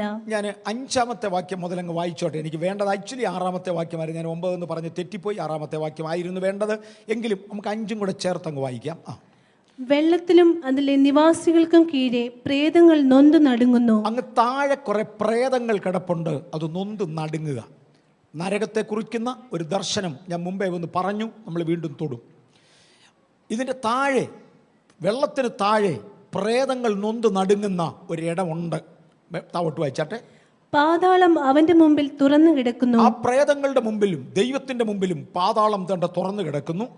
നരകം മറയില്ലാതെ ഇരിക്കുന്നു. നമുക്ക് നരകം കാണത്തില്ല, പക്ഷെ ദൈവത്തിന്റെ മുമ്പിൽ നരകം മറയില്ലാതെ കിടപ്പുണ്ട്. പിന്നെ ഉത്തരദിക്കിനെ അവൻ ശൂന്യത്തിന്മേൽ വിരിക്കുന്നു, ഭൂമിയെ നാസ്തിത്വത്തിന്മേൽ തൂക്കുന്നു. ഉത്തരദിക്കിനെ അവൻ ശൂന്യത്തിന്മേൽ വിരിക്കുന്നു. ഞാൻ ഒന്ന് തൊടാൻ പോകുകയാ. ഭൂമിയിൽ നിന്ന് ട്രൂ നോർത്തിലേക്ക് നോക്കാമെങ്കിൽ, നേരെ ഉത്തരദിക്കിലേക്ക് നോക്കാമെങ്കിൽ, ഒരു 2.5 ഡിഗ്രിയിൽ യാതൊരു നക്ഷത്രവുമില്ല. ഞാൻ പറഞ്ഞു, നമ്മുടെ മിൽക്കി വേയിൽ കിടക്കുന്ന നക്ഷത്രങ്ങളുടെ എണ്ണം 3000 കോടിയാണ്. നമ്മുടെ മിൽക്കി വേയിൽ കിടക്കുന്ന നക്ഷത്രങ്ങളുടെ എണ്ണം 3000 കോടിയാണ്. ഇത് വലിയ ഗാലക്സി അല്ല, ഇതിനേക്കാൾ വളരെ വലിയ പടുകൂറ്റൻ ഗാലക്സികളുണ്ട്. എത്ര കോടി കോടി കോടി നക്ഷത്രങ്ങളുണ്ട് എന്ന് മനുഷ്യൻ ഇതുവരെ കണ്ടുപിടിച്ചിട്ടില്ല. അതിൽ പലതിനും ഗ്രഹങ്ങളുണ്ട്, ഉപഗ്രഹങ്ങളുണ്ട്. വെറുതെ പറന്ന് നടക്കുന്ന കല്ലുണ്ട്, സ്പേസ് വേസ്റ്റ് ഉണ്ട് എന്ന് പറഞ്ഞാൽ വലിയ മല പോലുള്ള പാറകൾ, മല പോലുള്ള പൊടി ഒന്നിച്ച് നടക്കുന്നുണ്ട്, സ്പേസ് വേസ്റ്റ് എന്ന് വിളിക്കും. ഇതെല്ലാം ഉണ്ടെങ്കിലും, എല്ലാം ഉള്ളതുകൊണ്ട് അന്തരീക്ഷത്തിൽ എങ്ങോട്ട് നോക്കിയാലും ശൂന്യമായ ഒരു സ്ഥലമില്ല. എന്തേലും ഉണ്ട്. വെറും കണ്ണുകൊണ്ട് കാണാമെന്നല്ല ഞാൻ പറഞ്ഞേ. 3000 കോടി നക്ഷത്രങ്ങൾ കിടക്കുന്നിടത്ത് ആകെ കാണാവുന്ന 2500-നെയാണ് കണ്ണുകൊണ്ട് നോക്കിയാൽ. കാരണം അത്രയും ദൂരെയാണ്. ഈ ചെറുതിനെ ഒന്നും കാണത്തില്ല. എന്നാൽ ശാസ്ത്രജ്ഞൻ്റെ നോട്ടത്തിൽ ഇതിനെ മുഴുവനും കാണാം. അങ്ങനെ നോക്കിയാൽ അന്തരീക്ഷം മുഴുവനും നിബിഡമാണ്. അവിടെയും ഇവിടെയും ഒക്കെ കുറേ നെബൂളകളുണ്ട്. ഇതൊന്നും കയറാത്ത കുറച്ച് സ്ഥലങ്ങളുണ്ട്. അതെന്തുകൊണ്ട് അങ്ങനെ കിടക്കുന്നു എന്ന് ഇതുവരെ ഒരു വ്യക്തമായ കണക്കാരും തന്നിട്ടില്ല. വൈ ദെയർ ആർ നെബൂളാസ്, ഇതുവരെ വ്യക്തമായ ഒരു അക്കൗണ്ട് അതിനില്ല. എന്നാൽ ഏറെക്കുറെ എൻ്റെ അസസ്മെൻ്റ് അനുസരിച്ച് ന്യായവിധിക്ക് വേണ്ടി ദൈവം മാറ്റിയിട്ടിരിക്കുന്ന സ്പേസ് ആയിരിക്കാം നെബൂളകൾ. ഉത്തരദിക്കിൽ ഒരു നെബൂളയുണ്ട്. ആ നെബൂളയെ നോർത്തൻ നെബൂള എന്ന് ശാസ്ത്രജ്ഞന്മാർ വിളിക്കുന്നു. അത് നേരെ വടക്കോട്ടങ്ങ് നീണ്ടുപോകുക. അവൻ ഉത്തരദിക്കിനെ ശൂന്യത്തിന്മേൽ വിരിക്കുന്നു. വിരിക്കുക എന്ന് പറഞ്ഞാൽ ഒരു കോണിക്കൽ ഷേപ്പാണ്. കോണിക്കൽ ഷേപ്പ് എന്ന് പറഞ്ഞാൽ ചോർപ്പിൻ്റെ ആകൃതി. ഒരു ചോർപ്പിന് ഒരു വലിയ വശമുണ്ട്, അവിടെ മുതൽ താഴോട്ട് ഇത് ചെറുതായി വരും. ഈ ചെറിയ വശം ഭൂമിയെ വെച്ച് ആ വിരിഞ്ഞു പോകുന്ന വശം മേളിലോട്ട് വെച്ചാൽ കണ്ടാൽ എങ്ങനെ ഇരിക്കും, അങ്ങനെയാണ് ഈ നോർത്തൻ നെബൂളയുടെ shape. It's a conical shape. അവൻ ഉത്തരദിക്കിനെ ശൂന്യത്തിന്മേൽ വിരിക്കുന്നു, ഭൂമിയെ നാസ്തിത്വത്തിൻ്റെ മേൽ തൂക്കുന്നു. എന്തേലാ തൂങ്ങിക്കിടക്കുന്നത്? കാണിക്കാൻ ഒന്നുമില്ല. ഈ ഉത്തരദിക്കിൻ്റെ ശൂന്യതയെ ഇനി നമ്മൾ തൊടുക. ഞാൻ ഇതിനു മുമ്പ് എടുത്തിട്ടുണ്ട്. 1995 ചാവൂസ് എന്ന മാസികയിൽ പ്രൊഫസർ ലാർക്കിൻസൺ എന്ന വാനശാസ്ത്ര വിദഗ്ധൻ ഒരു റിപ്പോർട്ട് തന്നിരുന്നതിൻ്റെ 1000കണക്കിന് കോപ്പികൾ ഞാൻ എടുത്ത്, എനിക്കൊന്ന് 100 എണ്ണത്തിൽ കുറയാതെ നമ്മുടെ ലോക്കൽ ചർച്ചിൽ അന്ന് ഡിസ്ട്രിബ്യൂട്ട് ചെയ്തു. അന്ന് കണ്ടവർ എത്ര പേരുണ്ട്? ഞാൻ അവരുടെ കൈയൊന്ന് കണ്ടോട്ടെ. ഒരു കുറച്ച് പേര് ഇവിടെ ഫ്രണ്ടിലുണ്ട്, അവിടെ ഇവിടെയൊക്കെ ഉണ്ട്. അന്നത്തെ ആളുകൾ ഇത്രയൊക്കെ ഉള്ളൂ, അതുകൊണ്ടാണ്. സ്തോത്രം. 100 നമ്മുടെ ചർച്ച് ഞാൻ ഡിസ്ട്രിബ്യൂട്ട് ചെയ്തിട്ടുണ്ട്. പക്ഷേ ആകാശത്തിൻ്റെ ഒരു ഫോട്ടോ എടുത്താൽ എനിക്കതിനകത്തൊന്നും ഒന്നും മനസ്സിലാകത്തില്ല. അതിനെക്കുറിച്ച് അറിയാവുന്നവർ പറഞ്ഞു തരികയുള്ളൂ. ബ്ലഡിൻ്റെ ഒരു സാമ്പിൾ എടുത്ത് ഒരു ഫോട്ടോ തന്നാൽ എനിക്കൊന്നും മനസ്സിലാകത്തില്ല. അതിനെക്കുറിച്ച് അറിയാവുന്നവർ പറഞ്ഞു തരികയുള്ളൂ. ആറ്റത്തിൻ്റെ ഒരു സാമ്പിൾ എടുത്താൽ ഞാൻ ഇന്ന് പറഞ്ഞു തന്ന പോലെ ആരെങ്കിലും പറഞ്ഞു തന്നില്ലേ നമുക്ക് മനസ്സിലാകത്തില്ല. ആകാശത്തെക്കുറിച്ച് അത്രയും പറഞ്ഞു തരാവുന്നവർ നമ്മുടെ ഇടയിൽ ആരും ഇല്ലാത്തതുകൊണ്ട് മെനക്കെട്ടിട്ട് കാര്യവുമില്ല. പക്ഷേ ലാർക്കിൻസൺ അന്ന് അതിനെക്കുറിച്ച് എഴുതിയിരുന്നത് ഈ കാണുന്നത് ഒരു വൻ പട്ടണമാണ്. പക്ഷെ ഒരു സെക്കൻഡത്തേക്കൊന്ന് കണ്ടതങ്ങ് മറഞ്ഞു, പിന്നെ അത് ഞങ്ങൾക്ക് കിട്ടുന്നില്ല എന്ന് പറഞ്ഞു. തുടർന്ന് ഞാൻ പറഞ്ഞു, ഏഷ്യൻ വിമൻസ് മാഗസിൻ എന്ന മാസികയിൽ മാസം തോറും അന്ന് കണ്ട വസ്തുവിനെക്കുറിച്ച് നീണ്ട വർഷങ്ങൾ റിപ്പോർട്ടുണ്ടായിരുന്നു. അമേരിക്കയിലെ കാലിഫോർണിയയിലുള്ള ഒരു എയർ ഒബ്സർവേറ്ററിയിൽ പാസ്റ്റർ റോയ് വർഗീസ് എന്നെ കൊണ്ട് കാണിച്ചിട്ടുണ്ട്.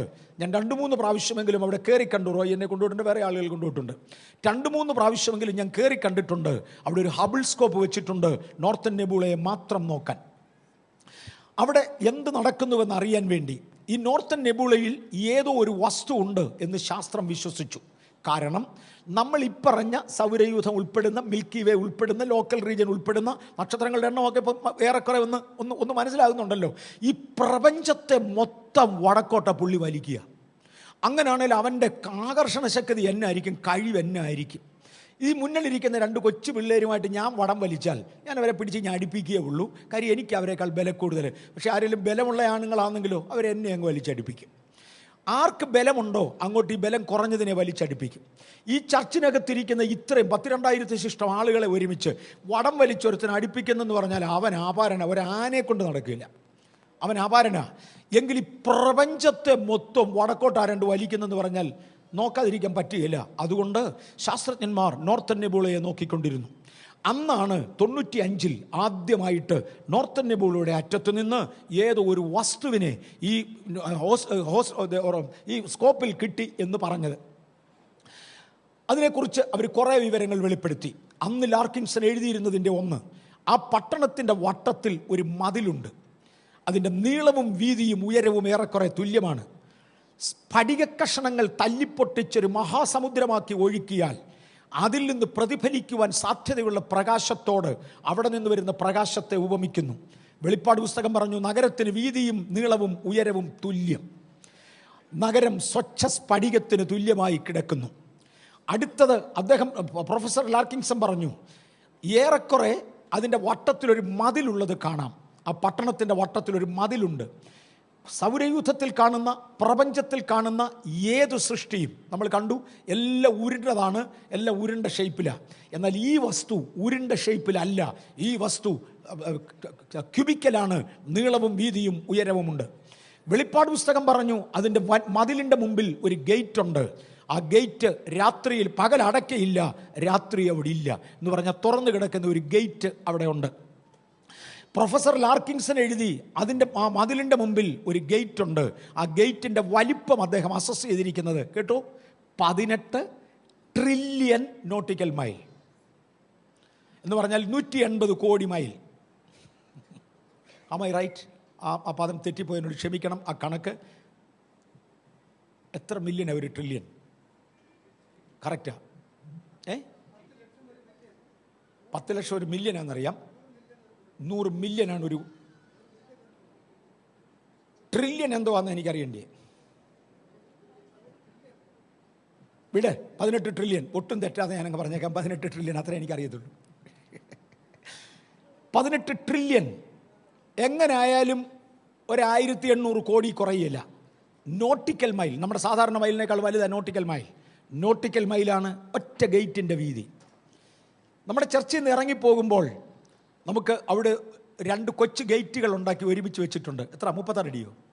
36 അടി. അതൊന്നും ഉണ്ടാക്കി വെക്കാൻ പെട്ടപാട് ക്രെയിൻ വരേണ്ടി വന്നു. 36 അടി. ലക്ഷക്കണക്കിന് കോടിക്കണക്കിന് മൈലുകൾ വലിപ്പമുള്ളതാണ് അതിൻ്റെ മുമ്പിലത്തെ ഒറ്റ ഗേറ്റ്. ഇത്രയും കാര്യങ്ങൾ മാത്രം അന്ന് പ്രൊഫസർ ലാർക്കിൻസൺ തന്നിരുന്നു. കഴിഞ്ഞ വർഷം ഡിസംബർ മാസം 26-ാം തീയതി നാസ ഈ പറയുന്ന വസ്തുവിനെ വീണ്ടും കണ്ടു. കാണാനുള്ള ഒത്തിരി കൂടെ വ്യക്തമായി കണ്ടു. കാണാനുള്ള കാരണം, അന്ന് അവർ ഉപയോഗിച്ചിരുന്ന ഹബിൾ സ്കോപ്പ് അത് വേറെ ഏതോ പ്രൊജക്റ്റിന് വേണ്ടി ഉപയോഗിച്ചപ്പോൾ വേണ്ടത്ര അതിൽ നിന്ന് റിസൾട്ട് കിട്ടാതെ വന്നതിനാൽ ഇതിനെന്തോ കേട് പറ്റി കാണുമെന്ന് സംശയിച്ചു. അഴിച്ചു എന്നപ്പോൾ കേടായിരുന്നു, അതുകൊണ്ടാണ് കാണാൻ. ആ കേട് റിപ്പയർ ചെയ്ത് തിരിച്ചു വെച്ചത് ഡിസംബർ 26-നാണ്. അത് കണ്ട ശാസ്ത്രജ്ഞൻ പറഞ്ഞിരിക്കുന്ന വാക്ക് ഭയങ്കരമാണ്. I'm not that religious, അദ്ദേഹത്തിൻ്റെ വാചകമാണ്. ഞാൻ അത്ര മതപരമായ മനുഷ്യനല്ല, പക്ഷേ എൻ്റെ കണ്ണുകളെ എനിക്ക് വിശ്വസിക്കുവാൻ കഴിയുന്നില്ല.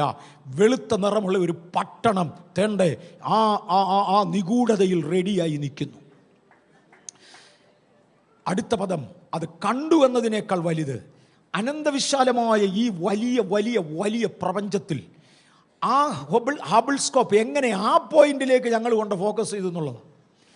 മുമ്പേ പറഞ്ഞതുപോലെ മഹാസമുദ്രത്തിൻ്റെ വട്ടത്തിൽ ആകെ കിടക്കുന്നതായ തണൽത്തരികളെ ഒരുമിച്ച് കൂട്ടുന്നതിൽ ഒരു തരി പിക്ക് ചെയ്യുന്നതിൻ്റെ തുല്യ പ്രാധാന്യമേ ഉള്ളൂ, അത്രയും സാധ്യതയുള്ളൂ.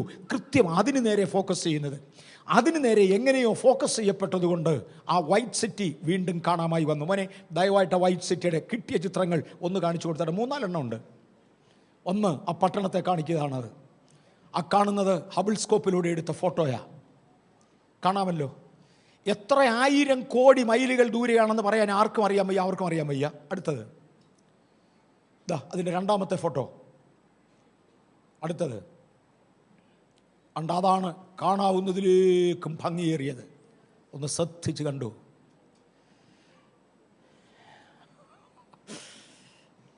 പ്യുവർ വൈറ്റ് ഇൻ കളർ, വെള്ള നിറത്തിൽ, അനന്തവിശാലതയിൽ എവിടെയോ. അതിൻ്റെ അടിയിൽ നാസയുടെ ആ റിപ്പോർട്ട് നമ്പർ ഇതിൻ്റെ അടിയിലല്ലയോ? നല്ല ഉണ്ട്, അതിൻ്റെ അടി കിടപ്പുണ്ട്. അതിൻ്റെ അടിയിൽ ഒരു നമ്പർ കിടക്കുന്നത് കാണാൻ വളരെ ശ്രദ്ധിച്ച് നോക്കലേ കാണത്തുള്ളൂ. അതിൻ്റെ അടിയിലൊരു ഇതിപ്പോൾ പകൽ നമ്മൾ ഫോക്കസ് ചെയ്യുന്നതുകൊണ്ട് ഇങ്ങനെയൊക്കെ ഇരിക്കുന്നത്. രാത്രിയിലാണ് നമ്മൾ കാണിക്കുന്നതെങ്കിൽ അല്ലെങ്കിൽ കമ്പ്യൂട്ടറിൽ കയറി നോക്കിയാൽ കാണാം. നാസ കൊടുത്തിരിക്കുന്ന ഒരു നമ്പറുണ്ട്, അവരുടെ പിക്ചറാണ്. 100% ഔദ്യോഗികമായത്. ഇതാ ഒരു പട്ടണം തയ്യാറായി കഴിഞ്ഞു. എന്നെയും നിങ്ങളെയും ചേർക്കേണ്ടതിന് വേണ്ടി സ്വർഗത്തിലെ ദൈവം ഒരുക്കിയ ഒരു പട്ടണം തയ്യാറായി കഴിഞ്ഞു. നമുക്ക് ആ രംഗത്തു നിന്നൊന്ന് മാറാം. ഞാൻ ആ ഭാഗങ്ങളെ വിശദീകരിക്കാം. മോനെ, അടുത്തത് ടെസ്റ്റിമണി ഒന്ന് എടുക്കാമോ പ്ലീസ്? ഞാൻ ആദ്യമേ പറഞ്ഞു, ഒരു പെൺകുട്ടി. Hello, good evening. My name is... That's it. ഏഞ്ചലിക്ക എന്ന പെൺകുട്ടിയാണ്. Angelica Elizabeth Zambrano Mora. I'm 18 years of age. I study the Diversified Salo. And the Lord said, "Look, my daughter, there's many idolaters there in that place. Idolatry does not save, my daughter. The only one that saves is me, and apart from me, no one can be saved. But I love the sinner, and I hate the sin, my daughter. Go and tell humanity that I love them, and ask them to come back to me." And he says, "Daughter, it's because my people are no longer evangelizing. It's because my people are no longer fasting, because my people are not hitting the streets to pass out tracts or preach the truth. My people now are embarrassed. Go and tell my people to go back to the ancient ministry. And those angels that are not building are those people that have strayed away from my ways." And the Lord said, "Daughter, go and tell my people to go back to the ancient ministry." Right. And so he said, "Daughter, I'm coming to earth," just like in 1 Thessalonians 4:16 and 17. It says, "For the Lord himself will come down from heaven with a loud command, with the voice of the archangel, and with the trumpet of God." That will do. നമ്മൾ അതിന് എനിക്ക് വന്ന മജോറിറ്റിക്ക് മനസ്സിലാകത്തില്ല, അതുകൊണ്ട് അത് കണ്ട് അവൾ മരിച്ചു കിടക്കുന്ന ഒരു പിക്ചർ അതിനകത്തുണ്ട്. If you can get that picture it would be ideal. അവൾ മരിച്ചു കിടക്കുന്ന 23 മണിക്കൂറും 40 മിനിറ്റും മരിച്ചതുപോലെ കിടന്നു. അവിടെ അമ്മയോട് ആളുകൾ ക്രോസ് ക്വസ്റ്റ്യൻ ചെയ്തു, എന്തുകൊണ്ട് പോലീസിൽ അറിയിച്ചില്ല, എന്തുകൊണ്ട് ആശുപത്രിയിൽ കൊണ്ടുപോയില്ല. അവരുടെ മറുപടി ഇതായിരുന്നു, അവൾ മരിക്കുന്നതിന് മുന്നമേ 24 മണിക്കൂർ അണ്ട കിടക്കുന്നു. 24 മണിക്കൂർ അവൾ കിടക്കുമെന്നും 24 മണിക്കൂർ കൊണ്ട് തിരികെ എഴുന്നേറ്റ് വരുമെന്നും പരിശുദ്ധാത്മാവ് ഞങ്ങളെ അറിയിച്ചതിനാൽ. ഓ, വലുതല്ലേ? എൻ്റെ പിള്ളേരിൽ ഒരാൾ ഇതുപോലെ ആയാൽ I don't think I will wait. പക്ഷേ ആ വിശ്വാസത്തിൻ്റെ വലിപ്പം ഈ സമയങ്ങൾ കൊണ്ട് അവൾ കണ്ട കാര്യങ്ങളാണ് മുമ്പേ ഞാനൊന്ന് സൂചിപ്പിച്ചത്. ആദ്യമേ ദൈവം അവളെ നരകത്തിലേക്കും പിന്നീട് സ്വർഗത്തിലേക്കും കൊണ്ടുപോയി. നരകത്തിൽ അവൾ കണ്ടതിനകത്ത് എടുത്തു പറയുവാൻ തക്കവണ്ണം പ്രാധാന്യമേറിയത് ഏഞ്ചലിക്ക 2011 മാർച്ച് മാസം 4-ാം തീയതിയാണ് ഇത് പോസ്റ്റ് ചെയ്തിരിക്കുന്നത്. അതിൻ്റെ പുറകിലത്തെ വർഷമായിരിക്കാം ഡിസംബർ 7-ാം തീയതി 4 മണിയോടുകൂടെയാണ് അവൾക്ക് ഈ അനുഭവം ഉണ്ടാകുന്നത്. 23 മണിക്കൂറും 40 മിനിറ്റും അവൾ തൻ്റെ ശരീരത്തിൽ ഇല്ലായിരുന്നു. അതിനുശേഷമാണ് അവൾ മടങ്ങി വരുന്നത്. അവൾ നരകത്തിൽ കണ്ട കാഴ്ച ഒന്ന്, വലിയ ക്രിസ്തീയ സഭ നേതാവിനെ കണ്ടു. വലിയ ക്രിസ്തീയ സഭ നേതാവിനെ. എന്തുകൊണ്ടാണ് അദ്ദേഹത്തെ അവിടെ ഇട്ടിരിക്കുന്നത്? മനുഷ്യനോട് ദുരുപദേശം പറഞ്ഞ് സത്യവിശ്വാസത്തിൽ നിന്ന് മനുഷ്യനെ അകറ്റിക്കളഞ്ഞതിനാൽ. യേശുവിനെ കൊണ്ട് വെളിയിൽ എന്തെങ്കിലും പറഞ്ഞെന്നല്ല, യേശുവിനെക്കുറിച്ച് തന്നെ വചനത്തിൽ ഇല്ലാത്തതായ കാര്യങ്ങൾ പറഞ്ഞ് അവരെ വെളിയിലാക്കിയതിന്. 2, മറ്റാരോടും ക്ഷമിക്കാൻ കഴിയാതെ നോൺ ഫോർഗീവ്നെസ് സ്വഭാവമുള്ളതിന്. ഞാൻ ക്ഷമിക്കുക എന്നുള്ളതിനൊക്കെ ഒത്തിരി വിശദീകരണം ഇന്ന് പറ്റുകയില്ല, ഇന്നെൻ്റെ സമയം തീരാൻ പോകുകയാണ്. ക്ഷമിക്കാൻ കഴിയാത്തതിന്. അതിനടുത്തത് ഒരു ഡബിൾ ലൈഫ് നയിക്കുന്നത്.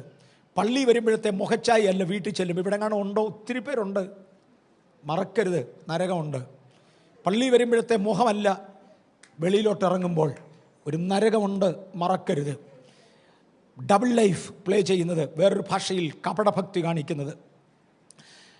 മ്യൂസിക്കിൽ പോപ്പ് മ്യൂസിക് മുതലായ പോപ്പ് മ്യൂസിക് പാടിക്കൊണ്ടിരുന്ന ആളുകൾ അവിടെ കിടക്കുന്നത് അവൾ കണ്ടു. സലീന എന്നൊരു പേര് അവൾ എടുത്തു പറഞ്ഞു. തെക്കേ അമേരിക്ക പാടുന്നതാകാം. ഞാൻ ഇതിലൊരു മ്യൂസിക്കിനും പോകാത്തതുകൊണ്ട് എനിക്കിവിടെ പാടുന്ന കുഞ്ഞുങ്ങളെ മാത്രമേ അറിയത്തുള്ളൂ. എനിക്ക് ബാക്കി ആരെയും അറിയാൻ വയ്യ. ഓക്കെ, ആ സ്ത്രീ അവിടെ കിടന്ന് അവളെ നരകവേദനയിൽ കത്തിയെരിയുകയാണ്. അവൾ ഏഞ്ചലിക്കായോട് പറഞ്ഞു, നീ തിരികെ ഭൂമിയിൽ ചെല്ലുമ്പോൾ ഇനി ആരും എൻ്റെ പാട്ട് കേൾക്കരുത് എന്നൊന്ന് പറയണം. കാര്യം ഓരോരുത്തരെ പാട്ട് കേൾക്കുമ്പോഴും എന്നെ ഇവിടെ അധികം ടോർമെൻ്റ് ചെയ്യുക, ഇവിടെ അധികം പ്രഹസനങ്ങൾ കാണിക്കുന്നവരെ, നിങ്ങളെ അനുഗമിക്കുന്നവരും കൂടെ നിങ്ങളെ നശിപ്പിക്കുകയാണ് എന്നുള്ളത് നിങ്ങൾ മറക്കരുത്. നമ്മളൊരു പ്രഹസനത്തിന് പോകാതിരിക്കുക. ദെൻ തങ്ങളുടെ ജീവിതത്തെക്കുറിച്ച് അവർ അനുദപിച്ചവരല്ല. ഏഞ്ചലിക്ക പറയുന്നവർ നരകത്തിൽ കിടന്ന് കരയുന്ന കരച്ചിൽ, ഭൂമിയിൽ എനിക്ക് അവസരം ലഭിച്ചപ്പോൾ ഞാൻ ഉപയോഗിക്കാതെ പോയല്ലോ എന്ന് പറഞ്ഞുകൊണ്ടാണ്. ദൈവമേ, എനിക്ക് ഒരു ദിവസമെങ്കിലും തിരികെ ഭൂമിയിൽ പോകാൻ അവസരം തന്നാൽ ഞാൻ അവിടെ ചെന്നൊരു പുതിയ ജീവിതം നയിച്ചോളാം എന്നവരെല്ലാം നിലവിളിച്ച് പറയുമ്പോൾ ഓരോരുത്തരോട് യേശു പറയുന്ന മറുപടി, ഇനിയൊന്നും ചെയ്യാനൊക്കത്തില്ല, സമയം കഴിഞ്ഞുപോയി. നിങ്ങൾ ഇവിടെ കിടന്ന് വേദനപ്പെടുന്നതിൽ താനും ദുഃഖിച്ചുകൊണ്ട് യേശുവും നിലവിളിക്കുന്നു എന്നാണ് അവൾ പറഞ്ഞത്. എങ്കിലും ഒന്നും ചെയ്യാനൊക്കത്തില്ല. ദൈവത്തിൻ്റെ നിയമം ദൈവിക നിയമമാണ്. നമുക്ക് ഈ അനുഭവങ്ങൾ ഉണ്ടാകാതിരിക്കുവാൻ ദൈവത്തിൻ്റെ കരങ്ങളിലേക്ക് നമ്മെ ഒന്ന് ഏൽപ്പിച്ചു കൊടുക്കാം. ദുരുപദേശത്തിൽ നിന്ന് വെളിയിൽ വരുവാൻ സ്വർഗത്തിലെ ദൈവം നമുക്ക് കൃപ തരട്ടെ. നമുക്ക് 8-ാം സങ്കീർത്തനത്തിൽ നിന്നൊരു വാക്യം ഒന്ന് വായിക്കാം. 8-ാം സങ്കീർത്തനം അതിൻ്റെ 3-ാമത്തെ വാക്യം. നിന്റെ വിരലുകളുടെ പണിയായ ആകാശത്തെയും നീ ഉണ്ടാക്കിയ ചന്ദ്രനെയും നക്ഷത്രങ്ങളെയും നോക്കുമ്പോൾ മർത്യനെ നീ ഓർക്കേണ്ടതിന് അവൻ എന്ത്? മനുഷ്യപുത്രനെ സന്ദർശിക്കേണ്ടതിന് അവൻ എന്തുമാത്രം? നീ അവനെ ദൈവത്തെക്കാൾ അല്പം മാത്രം താഴ്ത്തി തേജസ്സും ബഹുമാനവും അവനെ അണിയിച്ചിരിക്കുന്നു. നിന്റെ കൈകളുടെ പ്രവൃത്തിക്ക് നീ അവനെ അധിപതിയാക്കി സകലത്തെയും അവൻ്റെ കാൽ കീഴെ ആക്കിയിരിക്കുന്നു. ഇന്നിതിനകത്തിരിക്കുന്ന എന്നെയും നിങ്ങളെയും എടുക്കുമ്പോൾ ദൈവത്തിൻ്റെ വൻ സൃഷ്ടിയുമായി കമ്പയർ ചെയ്യുവാൻ നമ്മൾ എന്തോ ഉണ്ട്? നമ്മൾ യാതൊന്നുമില്ല. നമുക്ക് ആകെപ്പാടെ ഇത്രയും പറയും, കർത്താവേ അവിടുത്തെ കരുണയിൽ ഞാൻ ഇങ്ങനെയൊക്കെ പോകുന്നു. അതിൻ്റെ അർത്ഥം ദൈവം നമ്മളെ കൈവിട്ടെന്നല്ല, ദൈവം നമ്മളെ മറന്നെന്നല്ല. ഈ കോടാനുകോടി കോടാനുകോടി കോടാനുകോടി നക്ഷത്രങ്ങളെ പേര് പറഞ്ഞ് വിളിക്കുന്നവനായ ദൈവം അല്ലേ? അവൻ സമുദ്രത്തിലെ വെള്ളത്തെ, സമുദ്രമെല്ലാം കൂടി ഈ ഭൂമി കിടക്കുന്ന ഇച്ചിരേ ഉള്ളൂ, നാഴി കൊള്ളിക്കുക. അവൻ ഈ ഭൂമിയിലെ പൊടിയെ മുഴുവനും കൂടെ തന്നെ നാഴി കൊള്ളിക്കുക. അവനിതൊന്നും ഇല്ല, നിസ്സാരമാ. എന്നാൽ നമ്മളെക്കുറിച്ച് പറഞ്ഞു, എൻ്റെ തലയിലെ രോമങ്ങൾ ഓരോന്നും അങ്ങയ്ക്ക് സൂക്ഷ്മറിയാം. ദൈവത്തിൻ്റെ അറിവിൻ്റെ വലിപ്പം, ദൈവത്തിൻ്റെ കരുതലിൻ്റെ വലിപ്പം വലുതാണ്. മറക്കരുത്, ഈ ദൈവം വെച്ചിരിക്കുന്ന യാതൊന്നും നിഷ്ഫലമല്ല. ദൈവം വെച്ചിരിക്കുന്നതൊന്നും നിസ്സാരമല്ല. നാം പാലിക്കേണ്ടതിനും അനുസരിക്കേണ്ടതിനും തിരുവചനം ഈ ദൈവം നമുക്ക് തന്നിരിക്കുകയാണ്.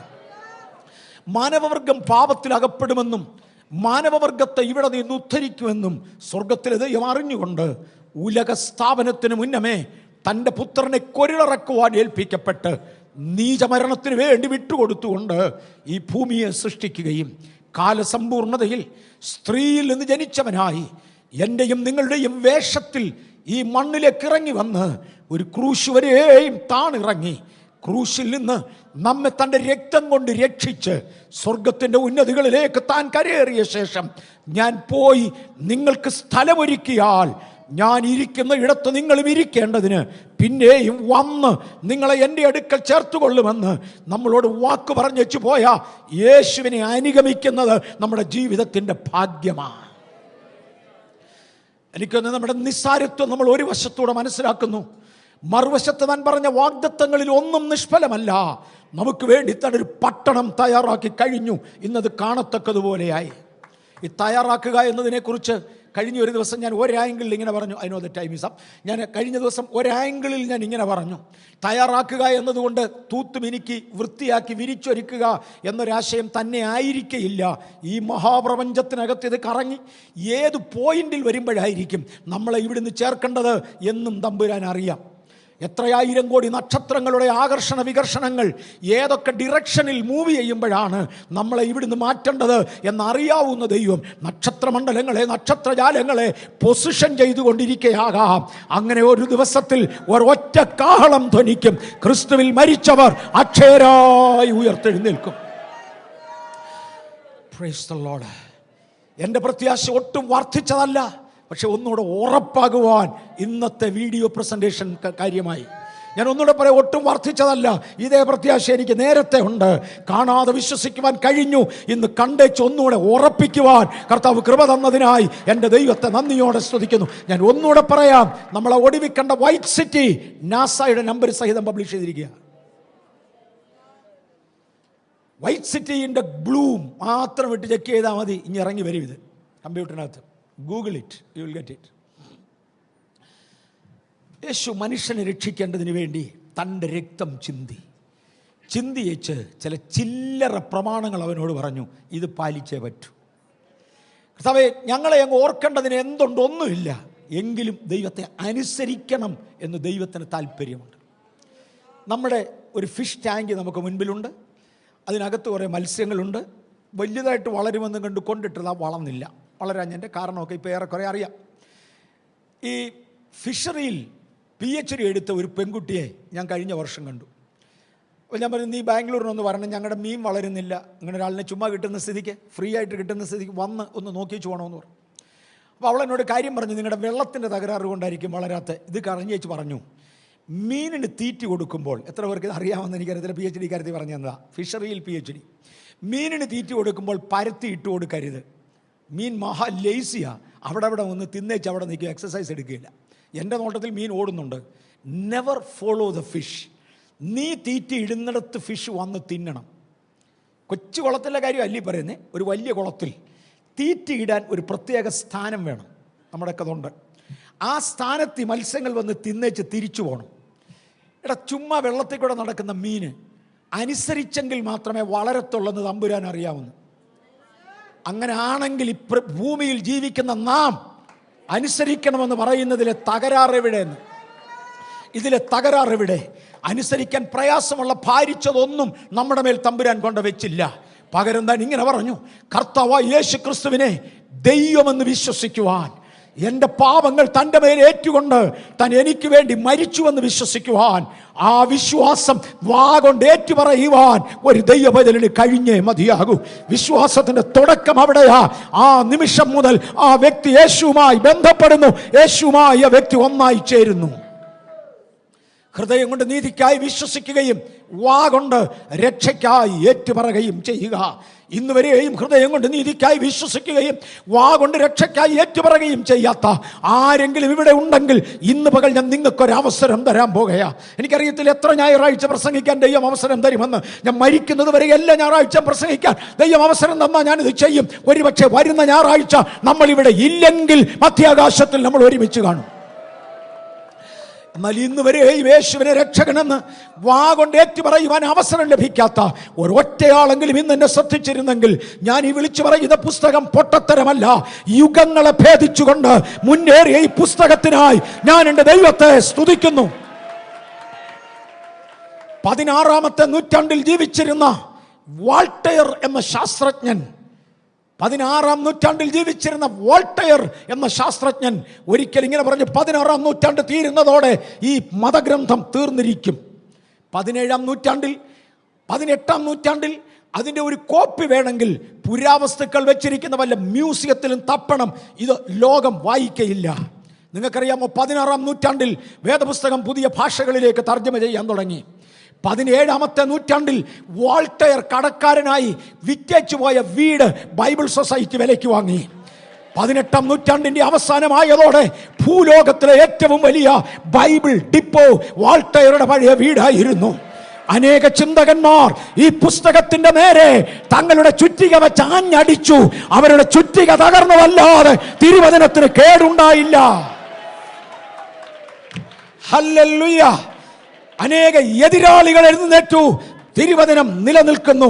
ഇന്ന് ഭൂലോക ചരിത്രത്തിൽ ഏറ്റവും വായിക്കപ്പെടുന്നതും ഭൂലോക ചരിത്രത്തിൽ ഏറ്റവും വിശ്വസിക്കപ്പെടുന്നതും ഭൂലോക ചരിത്രത്തിൽ ഏറ്റവും അധികം ആളുകൾ അനുകരിക്കുന്നതുമായ ഈ ദിവ്യ വചനം പറയുന്നു, ഒരു വ്യത്യാസവുമില്ല. ഈ വചനം പറയുന്നു, ഒരു വ്യത്യാസവുമില്ല. എല്ലാവരും പാപം ചെയ്തു, ഒരുപോലെ ദൈവ തേജസ്സില്ലാത്തവരായി. ഈ കാര്യം മുന്നറിഞ്ഞവനായ ദൈവം പാപമില്ലാത്ത ദൈവ കുഞ്ഞാടാകുന്ന ക്രിസ്തുവിനെ കാൽവറിയിൽ മരിച്ച് എനിക്കും നിങ്ങൾക്കും വേണ്ടി മറുവിലയായി എന്റെ പാപം തന്റെ മേലേറ്റുകൊണ്ട് എനിക്ക് വേണ്ടി മരിച്ച് നമുക്ക് വേണ്ടി മരിച്ച് നമ്മെ ഉദ്ധരിക്കുവാൻ സ്വർഗത്തിന് പ്രസാദമായി. ദൈവത്തിന് മതവ്യത്യാസമില്ല, ഭാഷാ വ്യത്യാസമില്ല, ആണും പെണ്ണുമെന്ന വ്യത്യാസമില്ല, പ്രായ വ്യത്യാസമില്ല. ഒരു ദൈവത്തിന് ഒരു മാനവജാതി, ദൈവത്തിന് മനുഷ്യനും ഇടയിൽ മധ്യസ്ഥനും ഒരുവൻ, മനുഷ്യനായി തീർന്ന ക്രിസ്തുവേശു തന്നെ. ആ യേശു പറഞ്ഞു, യേശുവിനെ ദൈവമെന്ന്, ഏകദൈവമെന്ന് വിശ്വസിക്കുകയും ഞാൻ ആ യേശുവിന് വേണ്ടി ജീവിക്കുമെന്ന് ഹൃദയത്തിന്റെ അടിത്തട്ടിൽ നിന്ന് വാഗൊണ്ട് ഏറ്റുപറയുകയും ചെയ്യുന്ന വ്യക്തി ദൈവ പൈതലാകുവാൻ അധികാരം ഏറ്റുവാങ്ങി. അവനെ കൈക്കണ്ടവന്റെ നാമത്തിൽ വിശ്വസിക്കുന്ന ഏവർക്കും ദൈവമക്കളാകുവാൻ അധികാരം. ദൈവമക്കളായെന്നല്ല എഴുതിയിരിക്കുന്നേ, ആകാൻ അധികാരം കിട്ടിയെന്നേ ഉള്ളൂ. ഞാനും പണ്ട് ദൈവമക്കളായി എന്ന് പറഞ്ഞു പോയി.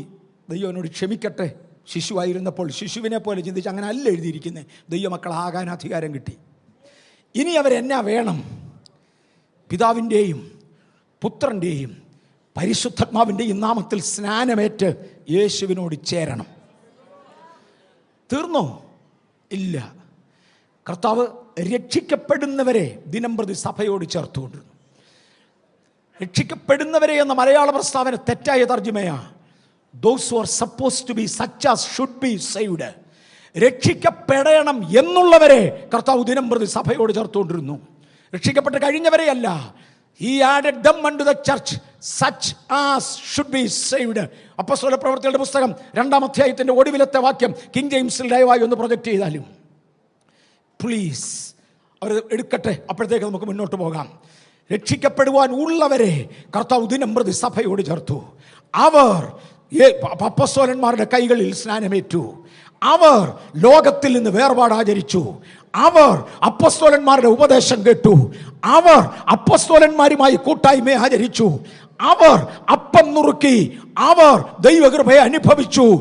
വേറൊരു ഭാഷയിൽ റോമാലേഖനം 6-ാം അധ്യായ പ്രകാരം യേശു ക്രിസ്തുവിനോട് ചേരുവാൻ സ്നാനമേറ്റിരിക്കുന്നവരായ നാം ലോകത്തിനും പാപത്തിനും മരിച്ചവരെന്നും ക്രിസ്തുവിന് ജീവിക്കുന്നവരെന്നും തന്നെത്താൻ എണ്ണിക്കൊണ്ട് നാൾതോറും ഒരു ജീവിതം നയിച്ചാൽ അവർ രക്ഷിക്കപ്പെട്ടു. യേശുവിനെ രക്ഷിതാവായി അംഗീകരിച്ചിട്ടില്ലാത്തവർ ആദ്യത്തെ പടി ഇതാണ്. അവരുടെ വാഗൊണ്ടത് ഏറ്റുപറയുക. ഇന്ന് അതിന് തയ്യാറാകുക. ഞാൻ ഇത്രയും നേരം കിട്ടിയ മാധ്യമങ്ങളൊക്കെ ഉപയോഗിച്ചു. ഇടയ്ക്കിടയ്ക്ക് നമ്മൾ ഇതുപോലെ ഓഡിയോ വിഷ്വലിൽ പോകും. ഇടയ്ക്കിടയ്ക്ക് വന്ന് നമുക്ക് തന്ന മാധ്യമങ്ങളൊക്കെ ഉപയോഗിക്കാം. നല്ല കുഞ്ഞുങ്ങളെ ദൈവം തന്നിട്ടുണ്ട്, കഴിവുള്ളവർ. ദൈവം അവരുടെ കഴിവുകളെ ഉപയോഗിക്കട്ടെ. സഭയ്ക്ക് ദൈവം തന്നിട്ടുള്ള സകലതും ഉപയോഗിക്കാം. Many of you are brainy capable. ദയവായി നമുക്കൊന്ന് ഒരുമിച്ച് ചേർക്കാം. മനസ്സിലൂടെ ഒന്ന് വലുതാക്കാമോ? അല്ലെങ്കിൽ എനിക്ക് വായിക്കാവുന്നവരെ ക്യാൻ സംബഡി റീഡ് അപ്പോസ്തലപ്രവൃത്തി 2-ാം അധ്യായത്തിൻ്റെ ഒടുവിലത്തെ വാക്യം, പ്രൈസിങ് ഗോഡ് ആൻഡ്, എനിക്ക് ഇത്ര അകലത്തിൽ വായിക്കത്തില്ല, ആൻഡ് ഹാവ് സുനിലൊന്ന് വായിച്ചേ.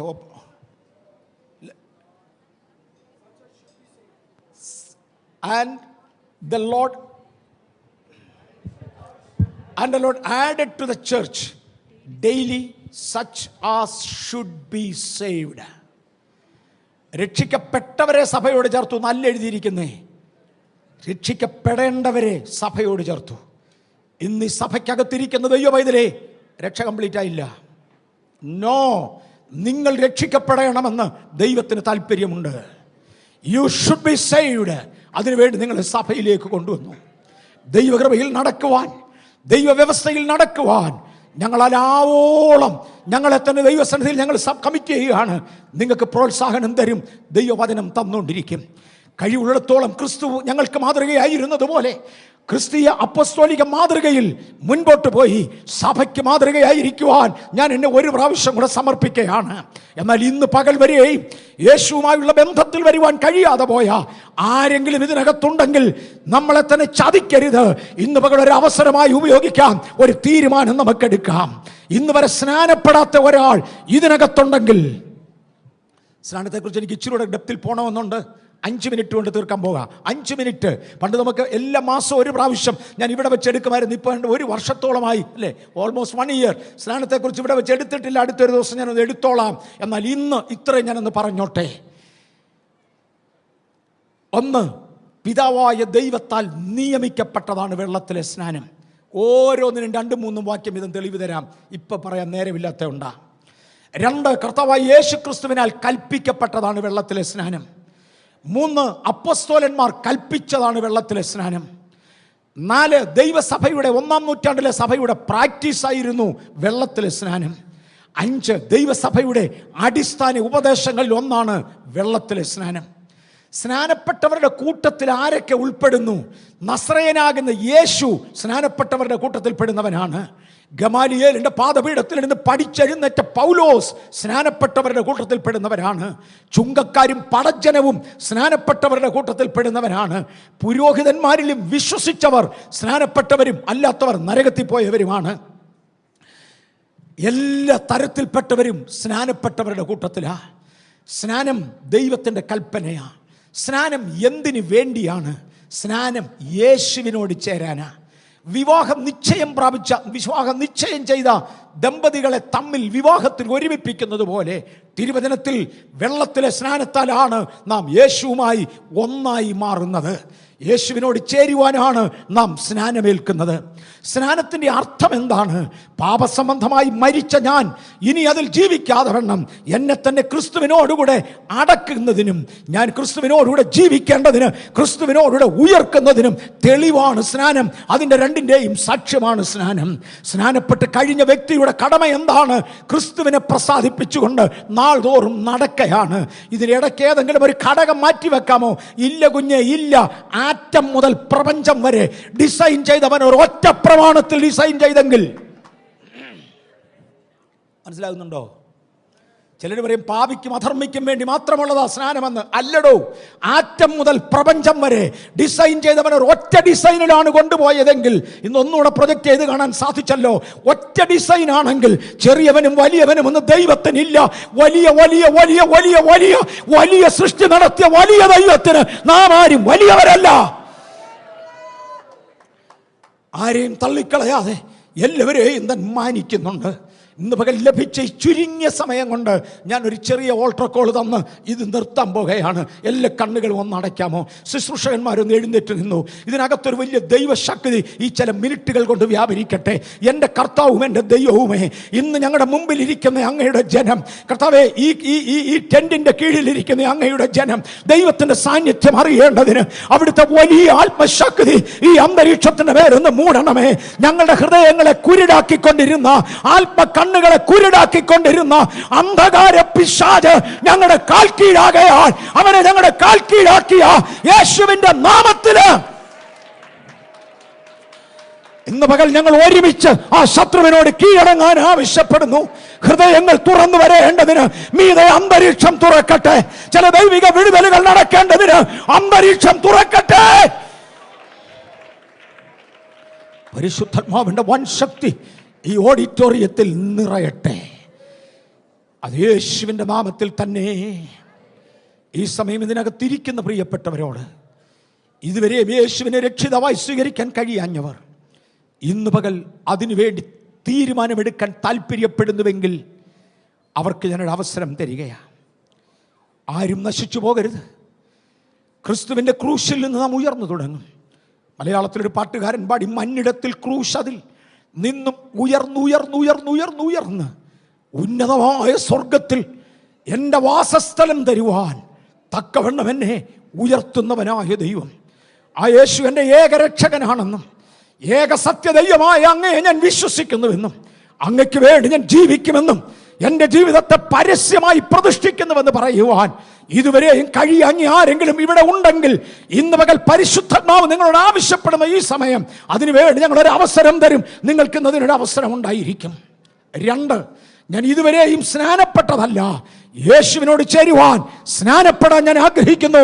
എനിക്കതിനൊരു അവസരം ലഭിക്കുമ്പോൾ ഞാൻ അതിലേക്ക് ഇറങ്ങി വരുവാൻ ആഗ്രഹിക്കുന്നു എന്ന് പറയുവാൻ ഇന്നാരെങ്കിലും ഉണ്ടെങ്കിൽ അവർക്ക് ഞാൻ ഒരു അവസരം തരാൻ പോകുകയാണ്. ദയവായി അങ്ങനെയുള്ളവർ എഴുന്നേറ്റാട്ടെ. 1, ഇതുവരെ ഞാൻ യേശുവിനെ രക്ഷകനായി ഏറ്റു പറഞ്ഞിട്ടില്ല, ഇന്ന് ഞാൻ യേശുവിനെ രക്ഷകനായി സ്വീകരിക്കുന്നു. 2, യേശുവിനോട് ചേരുവാൻ ഞാൻ സ്നാനമേറ്റിട്ടില്ല, ഇന്ന് ഞാൻ സ്നാനത്തിന് വേണ്ടി എന്നെ ഏൽപ്പിക്കുന്നു പറയുന്നവർ എഴുന്നേറ്റ് നിന്നാട്ടെ. ഈ സമയം ശുശ്രൂഷകന്മാർ ഇരുന്നാട്ടെ. ബാക്കിയുള്ളവർക്ക് വേണ്ടി ഞാൻ പ്രാർത്ഥിക്കാൻ പോകുകയാ. ആ എഴുന്നേറ്റവർ വേഗത്തിൽ മുൻപിലേക്ക് വരുവാൻ ഞാൻ അപേക്ഷിക്കുന്നു. ഞാൻ നിങ്ങൾക്ക് വേണ്ടി പ്രാർത്ഥിക്കാൻ പോകുക. These are serious minutes. ഈ മിനിറ്റുകൾ വളരെ പ്രധാനമുള്ളതാണ്. മുന്നോട്ട് വാ കുഞ്ഞുങ്ങളെ, മുന്നോട്ട് വാ. കമറാവുണ്ട്. അല്പകാര്യങ്ങളുടെ ദിവസത്തെ ആർ തുച്ഛീകരിക്കും. ഇന്ന് പകൽ യേശുവുമായുള്ള ബന്ധം ചില വ്യക്തിത്വങ്ങളോട് ഉറപ്പ് വരുത്താൻ പോകുകയാ. ഹേ പിശാചേ, നിന്റെ കയ്യിലിരുന്ന ചില ജീവിതങ്ങളെ സ്വർഗമെന്ന് തട്ടിപ്പറിച്ചിരിക്കുകയാണ്. മരണത്തിന് അധീനനായ പിശാച്, മരണത്തിന് യജമാനനായ പിശാച് പിടിച്ചു വച്ചിരുന്ന ചിലതിനെ യേശുവിന്റെ നാമത്തിൽ ഇന്ന് പകൽ ബലാത്കാരേണ കർത്താവ് തിരികെ പിടിക്കുക. യേശുവിനെ പുതുതായി അംഗീകരിക്കുന്നവർ മുൻപിലേക്ക് വരാം. ഇനിയും ആരുണ്ട്? എഴുന്നേറ്റ് മുൻപിലേക്ക് വാ. നിങ്ങളുടെ അവസരം തീർന്നില്ല. വരുന്ന ആഴ്ച ഇവിടെ സഭായോഗം ഉണ്ടെങ്കിൽ ഞങ്ങൾ യേശുവിനെ കുറിച്ച് പറഞ്ഞിരിക്കും. ഇവിടെ സഭായോഗം ഇല്ലെങ്കിൽ നിത്യതയിൽ നാം ഒരുമിച്ച് കൂടും. ഇനി ആരുണ്ട്? സ്നാനപ്പെട്ടിട്ടില്ലാത്തവർ, സ്നാനത്തിന് തയ്യാറെടുക്കുന്നവരുണ്ടെങ്കിൽ അവർ എഴുന്നേറ്റ് മുൻപിലേക്ക് വാ. ഇനി ആരെങ്കിലും ഉണ്ടെങ്കിൽ ശുശ്രൂഷകന്മാർ ദയവായി വന്നിവർക്ക് വേണ്ടി പ്രാർത്ഥിച്ചാലും, ദയവായി ശുശ്രൂഷകന്മാർ വന്നിവർക്ക് വേണ്ടി പ്രാർത്ഥിച്ചാലും. എനിക്കൊന്ന് ജോയ് ബ്രദർ ഒരു ഫോം എടുക്കാൻ താല്പര്യപ്പെടുന്നുണ്ട്. പ്രാർത്ഥിച്ച് കഴിഞ്ഞാൽ നിങ്ങൾ ആ ഫോമും കൂടെ പൂരിപ്പിക്കുമെങ്കിൽ പ്രത്യേകം നിങ്ങൾക്ക് വേണ്ടി പ്രാർത്ഥിക്കുന്നതായിരിക്കും. ഞാൻ ആ ഒടുവിലായി ഒന്നുകൂടെ വിളിക്കട്ടെ. ചില ഹൃദയങ്ങളിൽ പരിശുദ്ധാത്മാവ് പ്രേരണ തന്നുകൊണ്ടിരിക്കുകയാണെങ്കിൽ get up and move forward. ഞാൻ ഒടുവിൽ ഇന്ന് രോഗികൾക്കും കൂടെ പ്രാർത്ഥിച്ചേ നിർത്തത്തുള്ളൂ. എന്നാൽ ദൈവാത്മാവ് പ്രേരണ വരുന്നെങ്കിൽ എഴുന്നേറ്റ് മുൻപിലേക്ക് വാ. പരിശുദ്ധാത്മാവ് നിങ്ങളുടെ ഇടപെട്ടുകൊണ്ടിരിക്കുക. Come forward. ശുശ്രൂഷകന്മാർ ദയവായി ഇവർക്ക് വേണ്ടി പ്രാർത്ഥിക്കുകയും അവരുടെ ഓരോ ഫോം കൊടുക്കുകയും വേണം. കുഞ്ഞുങ്ങളെ, നിങ്ങൾ എടുക്കുന്ന ഈ തീരുമാനങ്ങൾ ജീവിതത്തിലെ ആദ്യ നിർണായകമായ തീരുമാനമാണ്. വിവാഹവേദിയിൽ കൈകൊടുക്കുന്ന ചെറുപ്പക്കാരനും ചെറുപ്പക്കാരിയും ജീവിതത്തിന്റെ പുതുമയിൽ പ്രവേശിക്കുന്നത് പോലെ ഇന്ന് മുതൽ യേശുവുമായി പോകുവാൻ നിങ്ങളൊരു പുതുമയിലേക്ക് കയറുക. സഭ മുഴുവൻ ഇവർക്ക് വേണ്ടി പ്രാർത്ഥിച്ചുകൊണ്ടിരിക്കണം.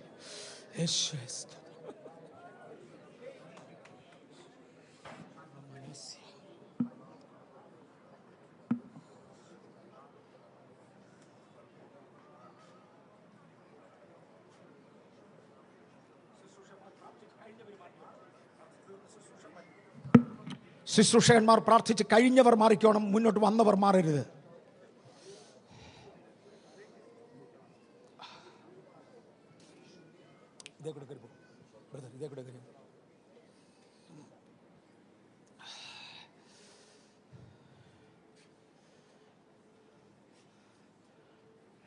ആ ഫോം കയ്യിൽ കിട്ടിയവരെ ദയവായി അത് പൂരിപ്പിച്ച് ആ പുറകിലത്തെ ഹെൽപ്പ് ഡെസ്കിൽ ഏൽപ്പിച്ച് പോകാവൂ എന്ന് ഞാൻ കർത്താവിൽ അപേക്ഷിക്കുന്നു. ഈ സമയം ദൈവാത്മാവ് എന്നെ കാണിച്ച 2 കാര്യങ്ങൾ. ഇടയ്ക്കിടയ്ക്ക് വായിൽ രക്തത്തിൻ്റെ ചുവ വരുന്നത്, മുമ്പിൽ നിൽക്കുന്നവരല്ല, ഇതിനകത്തിരിക്കുന്ന കൂട്ടത്തിൽ ഇടയ്ക്കിടയ്ക്ക് വായിൽ രക്തത്തിൻ്റെ ചുവ വരുന്ന, ചുമയ്ക്കുമ്പോഴോ എങ്ങനെയോ രക്തം വരുന്ന, വായിൽ രക്തം വരുന്ന ചിലർ 2 പേരുണ്ട്. ഈ പകൽ സൗഖ്യം പ്രാപിച്ച് മടങ്ങും. ദൈവാത്മാവ് എന്നെ ലിവറിൻ്റെ രോഗം കാണിക്കുന്നു. ലിവറിൻ്റെ, കരളിൻ്റെ രോഗം ഇന്ന് സൗഖ്യമായി അവരും മടങ്ങാൻ പോവുക. നമ്മുടെ സമയമായി ഇതുകൊണ്ട് ഞാൻ സഭയ്ക്ക് വേണ്ടി പ്രാർത്ഥിക്കട്ടെ. കർത്താവേ, ഞങ്ങൾ ഒരു പ്രാവശ്യം കൂടി ദൈവകരങ്ങളിലേക്ക് ഞങ്ങളെ ഏൽപ്പിക്കുന്നു. ഇന്ന് പകൽ രോഗികളെ ഞങ്ങൾ അങ്ങയുടെ കരങ്ങളിൽ തരുന്നു. ക്യാൻസറിൻ്റെ ആ ശല്യം മുതൽ ജീവിത ഭാരങ്ങളിൽ രോഗങ്ങളിലായിരിക്കുന്നവർ യേശുവിൻ്റെ നാമത്തിൽ സൗഖ്യമാകട്ടെ. ഇതിനകത്തും പുറത്തുമായി ഞങ്ങളുടെ പ്രാർത്ഥന ആവശ്യപ്പെട്ടവർ, പ്രത്യേക പ്രാർത്ഥന ആവശ്യപ്പെട്ടവർ ഇന്ന് പകൽ ദൈവിക വിടുതൽ ഏറ്റെടുക്കട്ടെ. അത് ഇന്ന് പകൽ സംഭവിക്കട്ടെ. രോഗശാന്തിയുടെ കൃപ തമ്പുരാൻ ദൈവസഭയ്ക്ക് തന്നതിനായി സ്തോത്രം. ഇതിനകത്തിരിക്കുന്ന ചെറിയവരെയും വലിയവരെയും ഞങ്ങൾ വീണ്ടും യേശുവിൻ്റെ നാമത്തിൽ അനുഗ്രഹിക്കുന്നു. അവർ തിരുമേനിക്ക് വേണ്ടി തിരുനാമ മഹത്വത്തിനായി വളരട്ടെ. മഹത്വം അങ്ങേക്ക്, യേശുവിൻ്റെ നാമത്തിൽ തന്നെ പിതാവേ. പിതാവായ ദൈവത്തിൻ്റെ സ്നേഹവും നമ്മുടെ കർത്താവായ യേശു ക്രിസ്തുവിൻ്റെ കൃപയും പരിശുദ്ധാത്മാവാം ദൈവത്തിൻ്റെ കൂട്ടായ്മയും കാവലും നമ്മോട് ഓർത്ത് പ്രാർത്ഥിപ്പാൻ കടംപെട്ട ഓരോ ആവശ്യത്തോടും കൂടെ ഇന്ന് മുതൽ എന്നേക്കും കർത്താവിൻ്റെ വരവ് വരെയും ഉണ്ടായിരിക്കുമാറാകട്ടെ. കർത്താവിന് മഹത്വം. സമാധാനത്തോടെ മടങ്ങിപ്പോകാം.